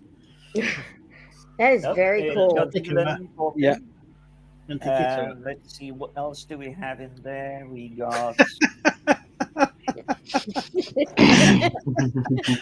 Look what Gary said. It's Ray's suitcase. well, it must be Right, who? memories long gone because it actually has an A-wing. Wow. I mean, A Y-wing. The A-wing. The That's A-wing's... Y-wing? I thought this was an Very A-wing. cool. But the A-wing's that's the right. the A-wing's one of the smaller, like it's like a little bit of a kind of triangular shaped. It's the one that basically There's Darth Starfighter. you know the bit in Return of the Jedi when there's Very one of cool. those ships that crashes into a Star Destroyer and basically causes the entire ship to crash onto the Death Star. But that little ship Thank was you, an A-wing. Gary. Now you need a walker. Now you need to get a walker to go with that one. Very similar, but not quite that one. How many You have pieces are in there? That's really the fighter that impressive. ropes the legs of the, what's it called? The 80. Snow speeder. 80, that's basically, that's a snow speeder. Yeah. So it isn't a complete set, but holy crap, that Pretty was a good. surprise, especially when you just saw that. Yeah. So when he went up to pay for it, he showed that. He did just show off the stuff inside it. One. I'm a big boy. I Right. have a blue lunchbox. I'm not sure that's food safe, but I don't care. I'm keeping that for the Star Wars pieces. Now, the last piece that I'm going to show you. They may lost be a more Star Wars relevant to the lunchbox. UK And, people. there you go. Peter says poor Star Wars fan has lost their lunchbox long ago. And a long time Galaxy ago in far, a far away. charity shop far away. So no Blu-ray. Next The one. lunchbox far away. And the last one is Star Wars again. And I do not really like giving Disney my money anymore. But I had to grab this one. Rogue One or Han Solo, one of the two. And hey. Hold this on. is for UK people. Is that a Jedi meerkat? Is Yes, it is. Alex? Yes. But not only that, Colin, you're going to love this. Oh my God, that's brilliant. Yeah. For those in the States, the meerkats are an advert selling insurance. Yeah. Yep. Yeah. And they've become quite popular. You can actually, as you can see, buy the figures. Yeah. So you can.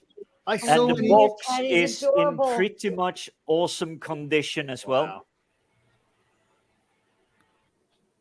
Yeah, that's really good. I do like that. And yes, it still Thank has you. this one tagged to his ear. So whoever got this might have got the duplicate or whatever it was, but they just decided to dump it in the charity shop. And of course, I'm picking it up because it's got Luke Skywalker. And I love the Meerkat adverts because they're absolutely hilarious. So for you He's in the US, adorable. try and find the Meerkat adverts on YouTube. Yeah, It's they're cool. actually advertising an insurance company called comparethemarket.com. Only they're called comparethemeerkat.com. Yeah. Yeah. Well, that was my haul. Superb. Bravo. That is a haul and a half, and I can't wait to see your builds, especially with all that lit up. Yeah, you definitely need Yeah. to see the progress of the builds. I'm definitely gonna need Alex help on that one because the big figurine is 1,222 pieces. Build videos. That's what I was That thinking. built in 30 minutes. A build video and time lapse it, and then time lapse it. Oh gosh, Let's can see you what I imagine? can do, but that's what I had. So Well- over to next. Well, No, I got some nothing. picks. Well, I've got some picks of the week. Speaking of Star Wars, while I was on holiday, I went into this nice little shop that sold like all figurines, Doctor Who merchandise. Absolutely brilliant place. And I saw on the wall these Lego minifigures, and they're not exclusive mini Lego figures, but I don't know if this one is. But I've got a clone trooper. Oh, Don't know which one it is, but With their I've only got one. Well, I've got two Lego figures. One's actually is part of a picture, and the other one sits on my shelf behind me. yeah, I was after a really Captain Rex, but couldn't get hold of him. But the next ones, where I'm a massive Dragon Ball fan, there's a character called Vegeta, and I was absolutely shocked when I saw these. And this is one of them. If I can get that coat in his normal state with a Dragon Ball next to it. And the next one is his blue form. And there we go. All I can say is that poor dragon Yeah. been emasculated. Yeah, not bad. £2.50 each for these. Oh, £2.50. Very good. Not bad. Another thing is, I've been wearing it on my head all night. I've got a flat cap. Your headphones. No, a flat cap. I need PJ. you doing your Handicap. Peaky Blinders Yeah. impersonation? I've Listen, always wanted one. listen. I've got a hat. Some people may actually find weird, not weird, bad, weird, funny, because they'll know where it comes from. Compare the hats at the moment. They'll know where it comes from, and they'll know what I use it for. Handicap? No. My detectorist. It's my detectorist hat. From the, it's very similar to. Yeah, it's very similar to Andy's hat. It looks like a baseball cap. No, it's a soft. No, it's designed to be worn with the sunshade at the front, not the back. Yeah. So basically, it's not thing. It's basically, as you can see, it's more. It's very similar to a military forage cap. It's very similar, but it's basically the guy from. If you remember the Detectorists, Andy had one of these. So yeah, that was. I picked that up. I never thought about putting it in because that's my detecting hat. Because one of my detecting, I went out on the Saturday, and it was sunny as anything, and by the time I got home, I was a bit red in the face because I forgot to take a hat with me. So the next day I took a hat with me, and it started pissing the rain. The hat was useless because it was a sun hat, so I had a woolen hat, which was absolutely useless because it just was. It's great for the. I had the two hats out. One was great for winter. One was great for the summer, but it was raining, which in Scotland is 99% of the time. So I decided to get a hat that would keep the sun off my head if it ever comes out, keep my head a wee bit warm, and keep the rain off. So I ended up with this one. Well, I've got one more item, PJ. Oh, I right. had this printed out today. Yesterday, before I came home, I got up early in the morning and I went to the coastline and I watched the sunrise.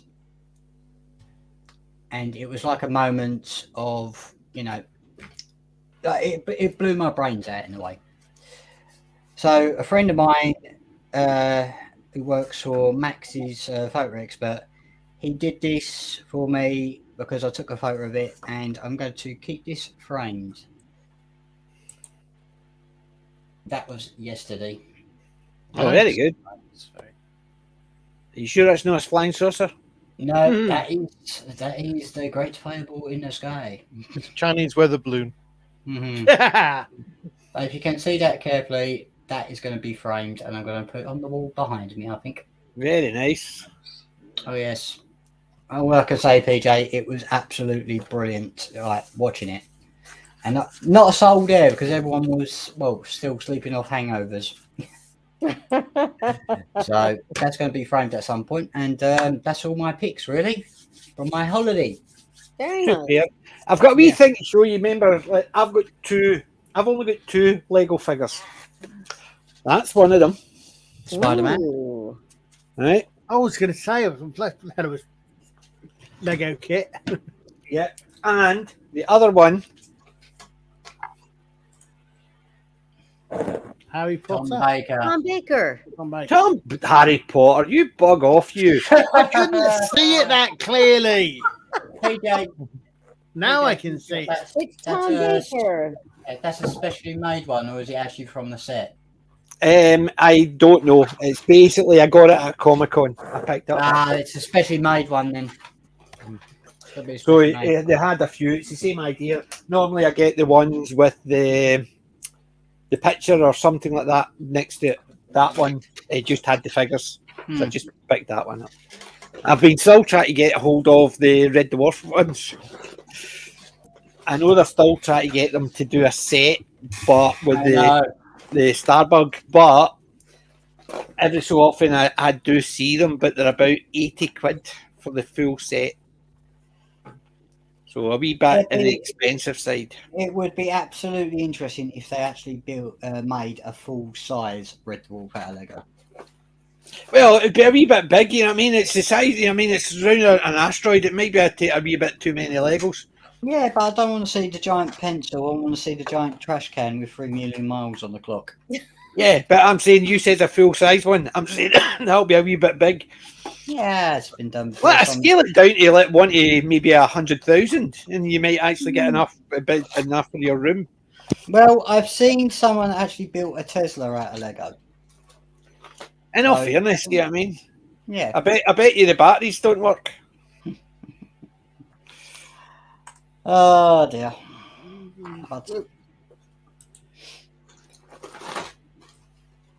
So that was actually quite a That's really nice haul. Aye, very nice haul. Alright. So some of us got a haul, the rest of us you've just done your oats. So we're a haul of oats. Oh, God. That is the Listen, dad jokes galore. I'm allowed to. Granddad jokes, I'm handing them down a generation. right. PJ, that joke you made about the sheep in the leisure centre, that was really setting the bar low, wasn't it? That was basically mind you, might as well get hung for a sheep as a lamb. I know the jokes are terrible, but I've got thousands and thousands of terrible jokes. I'm sure you do. Listen, my joke books are 3rd generation. My granda told my dad told me, I told my kids. I'm passing them on to my kids to tell their kids. 4th generation. It's like my hairline. My granda had one. My dad had one. I've got one. My daughter's buggered. Grandson was born like that. So he's got his mother's. Skipped a generation. Isn't she lucky? She doesn't. She look. See, there's another thing I never understand. See the expression, looks dead like you. You try to say my kids are ugly. How can they look like me and be gorgeous? It doesn't work. They either look like me or they're gorgeous. You can't have both. Because it's people say, "Oh my God, your kids look dead like you. They're really nice looking." Thank you very much. No, I'm not talking about you. You just said. But no. My jokes are perfectly bad. So I'm okay with that. So we're going to be winding up shortly. Mm-hmm. So we have got Monday with Alec and Colin. 8 o'clock Monday. Okay. Monkey Magic The U.S. Most people in the U.S. have the day off on Monday, so We've got the day off Monday as well because yours is Memorial Day, ours is Monday bank holiday. Right, we have Memorial Day off. Whitsun, I think, isn't it?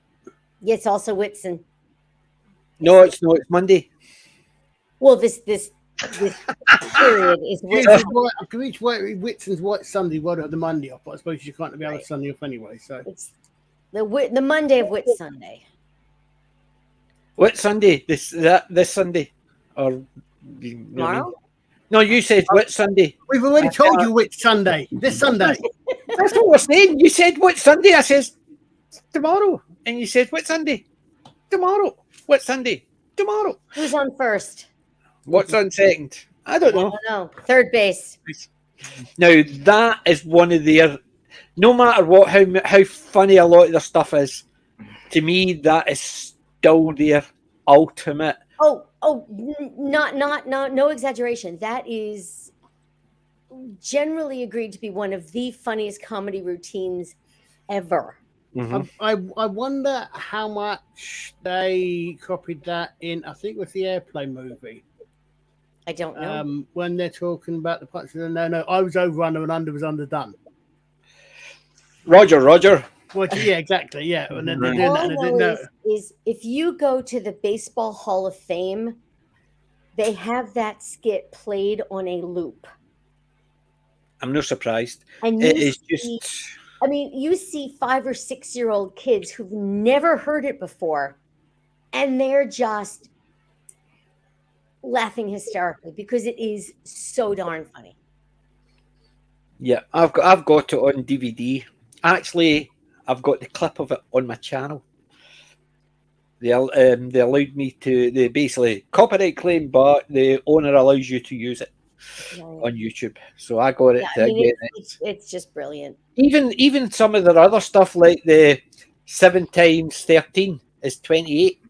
You know what I mean? And they do the calculate, they do the multiply, they divide, the addition, the subtraction, and it always works. Which is another great sketch. But Who's on First is just nothing is funnier than Who's on First. No, it's such a smart sketch.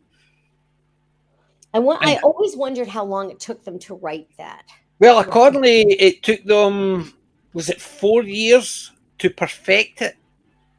Really? Because they used to do it on stage, right? And they would basically travel around with it, right, and accordingly they perfected it, so the timings and stuff like that. Oh yeah, because I've seen different filmed versions of it, and it's virtually identical each time.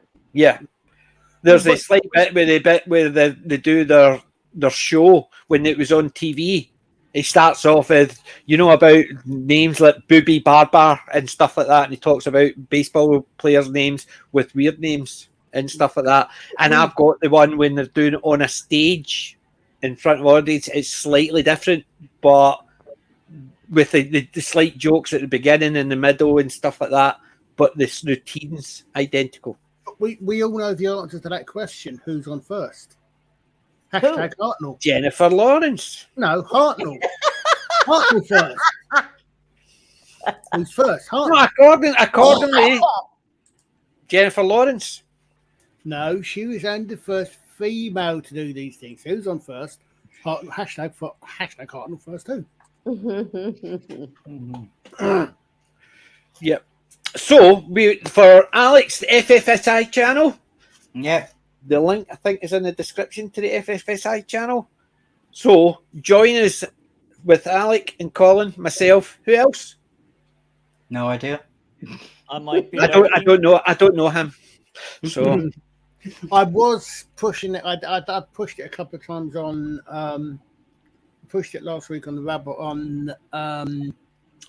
Colin the cat pushed it that many times it fell off the table. Yeah, I pushed it on the Nerdfather's channel last week, and I think I mentioned a couple of times on the Rabbi's channel. So we might get some more people.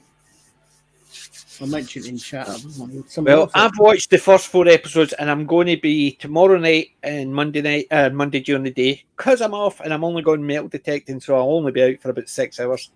Mhm. I might be knackered, but I'll still be around, and I'm looking forward to that. So I'm going to rewatch the 4 episodes again. So Yeah, I'm it's a only great- 6 or so. It's a great shame we can't use the opening, but however, I've made an alternative opening. Yeah. My throat's starting to go. I don't know what's wrong. But it'll be okay right up until Monday night about 8 o'clock, and then I think it will go again. Just trust me on that. But anybody else got anything coming on? Sadaki? Julie? Nothing definite. But... It's just the B movie show tomorrow. What's the movie tomorrow? Oh God, I don't remember. It's probably another stinker. It probably is. It's some like bikini bimbos from outer space or something like that. Hold on, let me see. I don't know if he's... that vampire one. Yes, that's it. Love Yes. at first bite. Yeah. Oh, that's right. So it is with Thingy Hamilton. Not a stinker. It's not a stinker. That is a fun one. That is a funny as hell movie. And as someone pointed out, Mrs. McMillan, I didn't recognise her with the brown hair. Mm-hmm. Yeah, it's Love at First Bite with George Hamilton, who's the most tan vampire you're ever going to see. But yeah, got if I remember it wasn't the one at the end. It had it would have the controversial ending. It was the Leslie Nielsen one, wasn't it? It had the controversial ending. What, Dracula Dead and Loving It. See again? It was Dracula Dead and Loving It. Dead and Loving It had the controversial ending when the police approached him and he turns round and he had bitten the coloured girl. And he effectively Leslie Nielsen in blackface. Ooh. That would not Basically, you remember Dead and Loving It at the end when they approach him, he turns round and he had bitten the coloured girl and he'd absorbed. I might have to look that up. That was Dead and Loving It. It definitely was no Love at First Bite because it's been a while since I watched Love at First Bite, but well, yeah, I enjoy that one. Look forward to it. So, but at least if nothing else, I'll get a couple of episodes of Monkey in before Monday night because I'm not going to miss that. As I said, tomorrow we're going to the gala, so I'm not metal detecting tomorrow. I'm going to a food festival, so it's a pie. It's a gala pie, is it? I'm just going to get an after eight just for an after dinner minute. So yeah, so I'm looking forward to it. So anything anybody else wants to push, shove, talk about before we finish off, because it's 11:30 and I've got a couple of things to do before I finish up for tonight. Got research to do and I need to finish it and print it tonight before I get up morning. So ladies and gents, boys and girls, are we all ready to exit stage left? Mm-hmm. Left? Whoops, left. You're going stage right. That's my right hand, you see. So exit stage left is that way. Yeah, because it's back. So I'm exiting. So it's exit stage right. Stage up, it's easier. Stage right is me. That one. Whichever it is, I'm just getting hooked out of the stage. If you remember the cartoons from back in the day when they just got yeeted off the Funky stage. Phantom. Yep. Remember the Funky Phantom? Exit stage rest. Remember the Funky Phantom. So we'll finish up there. Boys and girls, lads and lassies, thank you very much for joining us all on the panel tonight, which the panel seemed to fluctuate. We even had 9 people at one point. It was amazing. I felt crowded in my own head.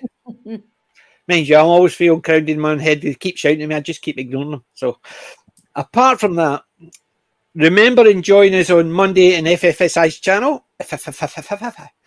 And next week we'll be back here, same time, same channel, same bat signal. Same bat time, same bat channel. Yep. See, I messed it up half. But dinner. Batman! Right, I know that's another old joke. But anyway, we're going to finish up there. So until next time, boys and girls, lads and lassies, I'll see you next week, if not before, in the chat for Mr. Hyde's. Ta-da! Ta-da. Bye.